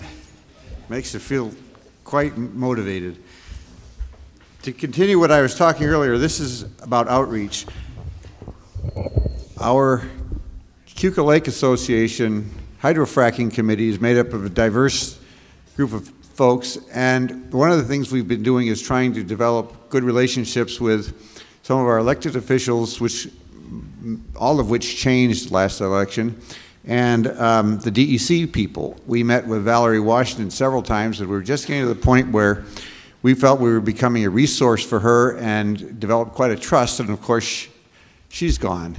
So yesterday, a group of 5 of us went to Albany to meet with the DEC, the new fellow, appointed Deputy Commissioner for Minerals Management, whose name is Gene Leff, and his assistant, who basically runs things, Bradley Field. He's the experienced public servant. And we kind of wanted to try to get a measure of what their thinking was. And we came away, of course, knowing they have pressures from many people, many groups, of course, the administration, the legislature, and also the gas companies. But also landowner groups are pressuring them to come out with regulations, and then on the other side are the disparate groups like ours. And we again tried to be the voice of reason. We could see that they kind of said, we kind of feel pressured to move ahead, but we certainly aren't going to do it quickly. And then in the middle of the discussion, Gene suddenly said, what would you say if we told you the gas companies are so frustrated with us that they might just skip the state altogether? I said, that would be wonderful. And everybody looked at me. But that's true. So keep it up. We're gaining. I wanted to mention our plan, of course, is very basic: to continue to build momentum with frequent meetings, articles, talks in every venue possible. We always speak only the truth and use documented facts. Never exaggerate. We don't need to. The facts speak loudly for themselves. Remind folks that we don't have a problem with conventional responsible drilling, only with high volume, slick water, horizontal hydraulic fracturing or hydrofracking. We need to do a better job of getting a spokesman here from the gas industry to speak to our public gatherings, or we get criticism for being one-sided. And if you want to convince the doubters, you have to bring someone from their point of view there. Their statements are usually laughable to an informed, intelligent audience, and we can really question their statements because they really don't have very good facts to stand on. And of course, the exposés like the New York Times articles and the recent studies on toxicity are all helpful in combating the industry ads about how nice gas is. The recent Cornell study about the fact that when extraction and associated environmental considerations are factored in, gas is at least as dirty as coal, that was mentioned. Senator Gillibrand is saying that we need to stop subsidizing and giving tax breaks to the largest and most profitable energy companies in the world, and instead put the money toward research into renewable energy and conservation to get away from both Middle East oil and CO2 producing fuels. Something we did recently with KLA, there are about 1,800 members, mostly property owners around Keuka Lake. We did a quick poll on the internet, and of 900 working emails, we got in 1 week almost 600 responses back. About 60% were dead set against hydrofracking, and we'd only sent out about 2 articles. 20% weren't sure because they were leaning against it but didn't know enough, and the other 20% don't know enough to have a decision, which shows we need to do more informing and educating. Because of the injection well, the controversy that came up in the beginning, most of the Keuka Lake wineries are on board. Unfortunately, most of the wineries on Seneca Lake are not yet informed of the issue because they opted to listen to a Farm Bureau person speak, which was basically pro-drilling. And so they refused to listen to anyone else. But I'm going to be doing an op-ed piece, which I will be finishing tomorrow, and it'll go online with the main wine blogger in the state, Len Thompson, and I hope it's going to be about 8 pages long, and he's going to put it out broadly, and I think we'll start getting some grassroots pressure and hopefully information to the wineries so they'll see how incredible, how it's the most important issues coming in several years. 2 more things. Howie Hawkins, I never met him before. Just happens he's going to be at our place tomorrow speaking to the Yates County Progressives. And he is absolutely right about the utilities. I'm a volunteer fireman and have been for 35 years, 36 years. And since the utilities have been taken over by the foreign companies, they have eliminated nearly all the maintenance crews. They haven't done one bit of preventive maintenance on the line since then. The only times we see the NYSEG crews are when the power line is down, we're standing there directing traffic. So that's going to be a building problem. The other thing is this issue completely crosses political lines. Around Keuka Lake, the property owners are predominantly Republicans. Some are even former gas company executives. And almost to a person, they are united behind the effort of keeping it out of the area. Another thing that struck me, there are very few times when upstate and downstate can agree upon an issue, and this is one. So let's keep going. Thank you.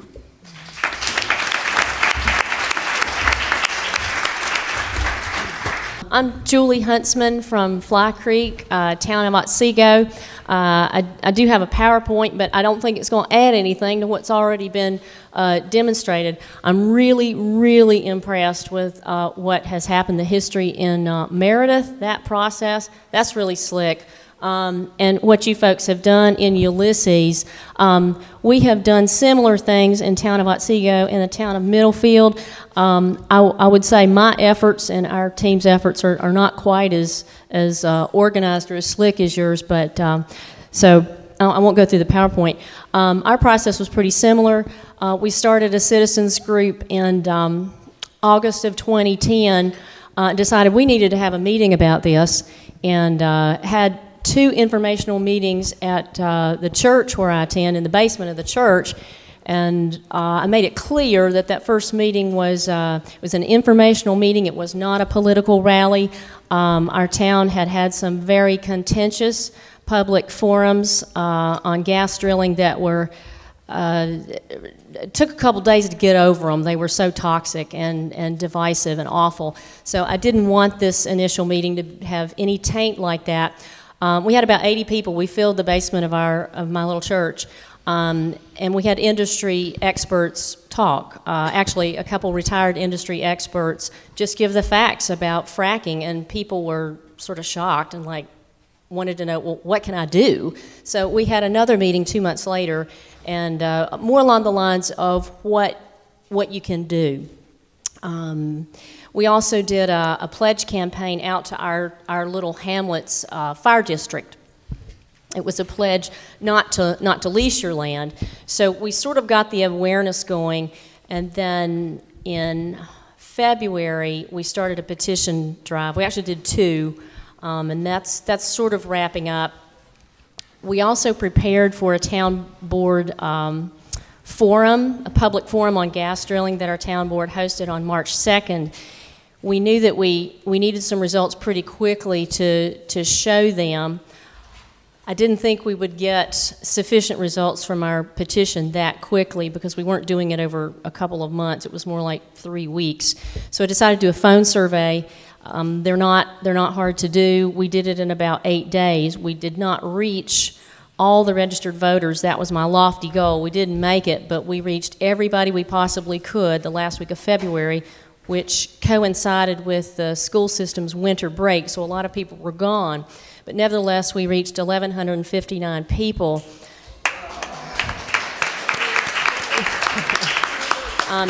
945 of them indicated they were completely opposed to hydrofracking or they had serious concerns about it. Only 4.8% or 55 people said, hey, no problem, drill, baby, drill. And the rest, it's either like 13.7% were undecided. So I presented those results to the board. They've heard it. Right now, Otsego has the chance to ban hydrofracking along with some contiguous towns. We're all working on this. We have a great comprehensive plan. The strategy is to basically have an amendment that tightens it up a little bit and makes it clear that hydrofracking is not a permitted use in the town. So we are seeking to keep it out by our zoning, and we have a great plan. It remains to be seen how they're going to vote. We have 2 votes for sure. 2 other folks on the board who originally indicated that they would vote for the amendment, and now they seem to be waffling. So it is by no means a done deal. So we're working on them. I guess that's it. So thanks so much for the examples of other towns.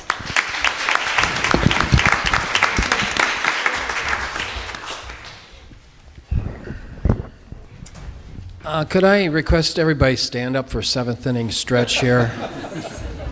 And reach your arms up in the air and turn to the people to your right and give them a hug and thank them for everything they've done in the last year.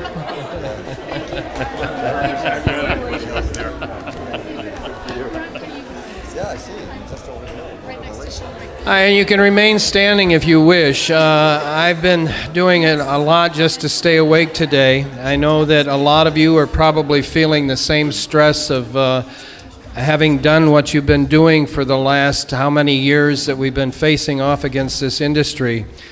We're not just picking a small enemy here. I know you all know that the enemy is the largest corporate body in the world around energy resourcing. And it's just not our companies, it's the companies that are transnational across the world. My name's Jack Osson. I work with 2 groups on a continuing basis, Coalition to Protect New York, which is a regional group, and Committee to Preserve the Finger Lakes, Art is as a member of. We meet weekly on the Committee to Preserve the Finger Lakes on a Wednesday morning, and those meetings are generally 2 to 3 hours. We've been doing that for a couple years now, and that group is about 10 people sitting around a bank conference table coming up with strategy and tactics of how we're going to face off in the Finger Lakes. We're blessed in a way organizationally around the Finger Lakes and in sort of an ironic situation because we have people that are buying $600,000 properties on $3,000 a foot, lake frontage, the town of Jerusalem, which recently passed this 1-year moratorium following the S-guys coming out in approval of drilling.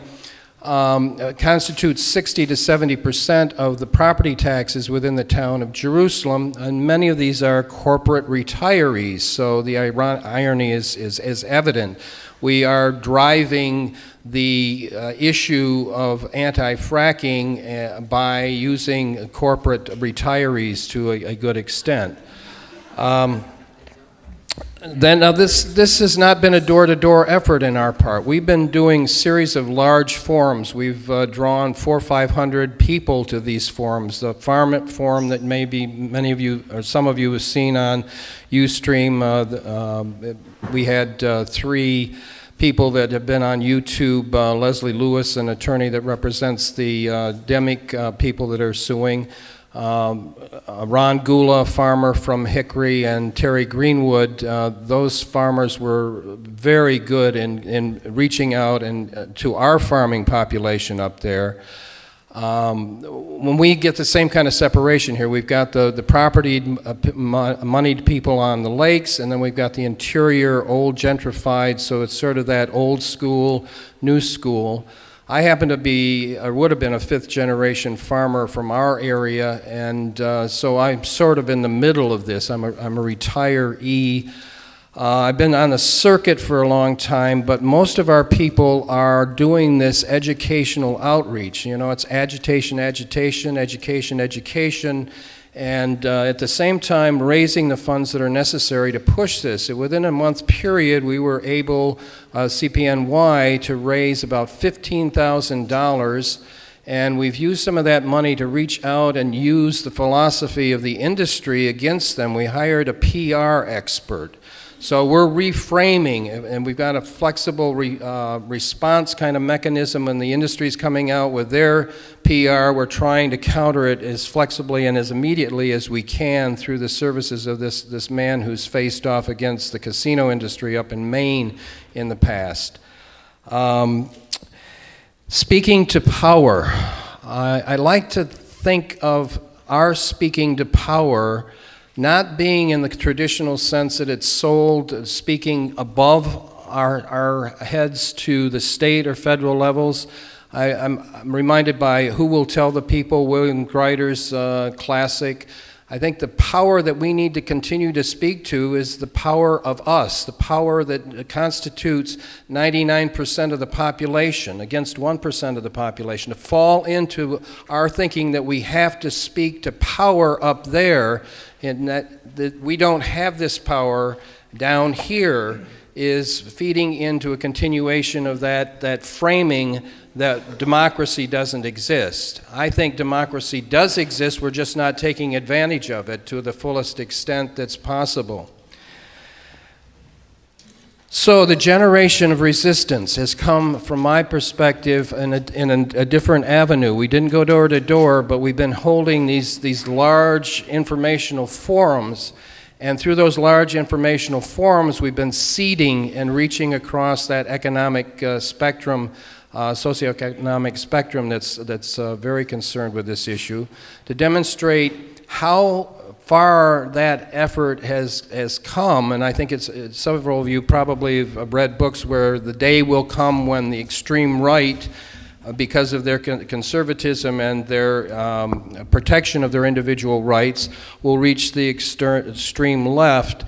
Recently at a meeting of a collection of people around Keuka Lake that are concerned about this issue, and we had Tea Party people that had been elected in our area to the county government, sitting at the same table with me. So this is a very optimistic point for us, I think, to celebrate. We have reached out, and within the last year, I've seen a tremendous change. I have difficulty separating from the computer screen sometimes today. I'm on that thing too damn long. I wish I was back on the streets and talking to people like Michael and Jan do, but I encourage us to continue to do what we're doing, because from 100 emails a day last year to 250 emails a day this year is a very personal indication to me that we're making headway against this immense opposition that we're facing. Thank you very much.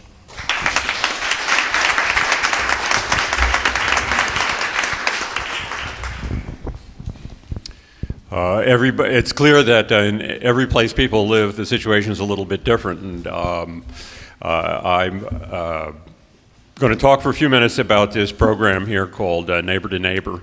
That was really developed in a place where, and at a time when there was a very small group. It was a really tiny group.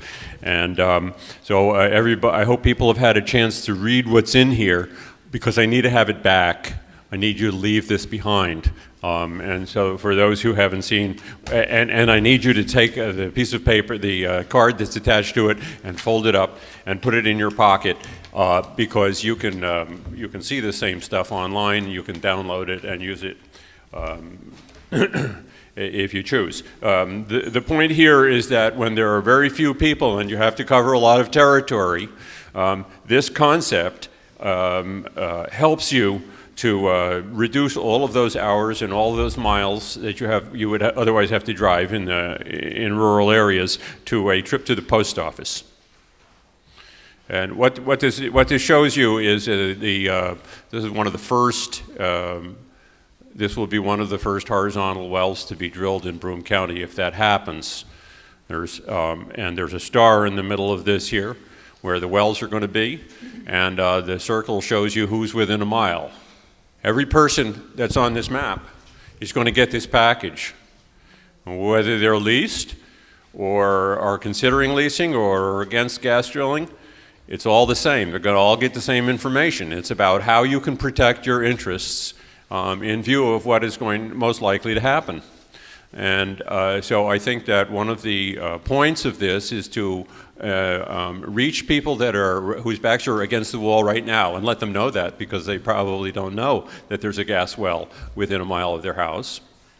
And to kind of diminish the separation, or not be speaking specifically to people that are against drilling and trying to get them on your side, but giving them all the information, sneaking the information into their heads, because they want to protect the integrity of their foundation, or the purity of the well that they drink from.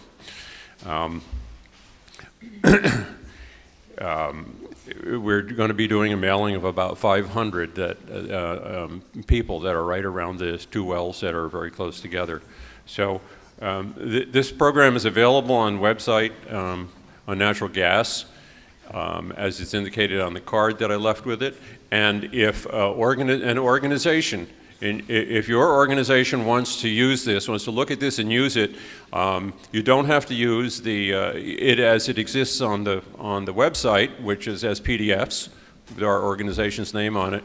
You can write to me and get the documents so that you can manipulate them and put your own organization's website on it and all the contact information you want and all that sort of thing. Don't forget to give it back to me. We have to start mailing these out Monday. Thanks.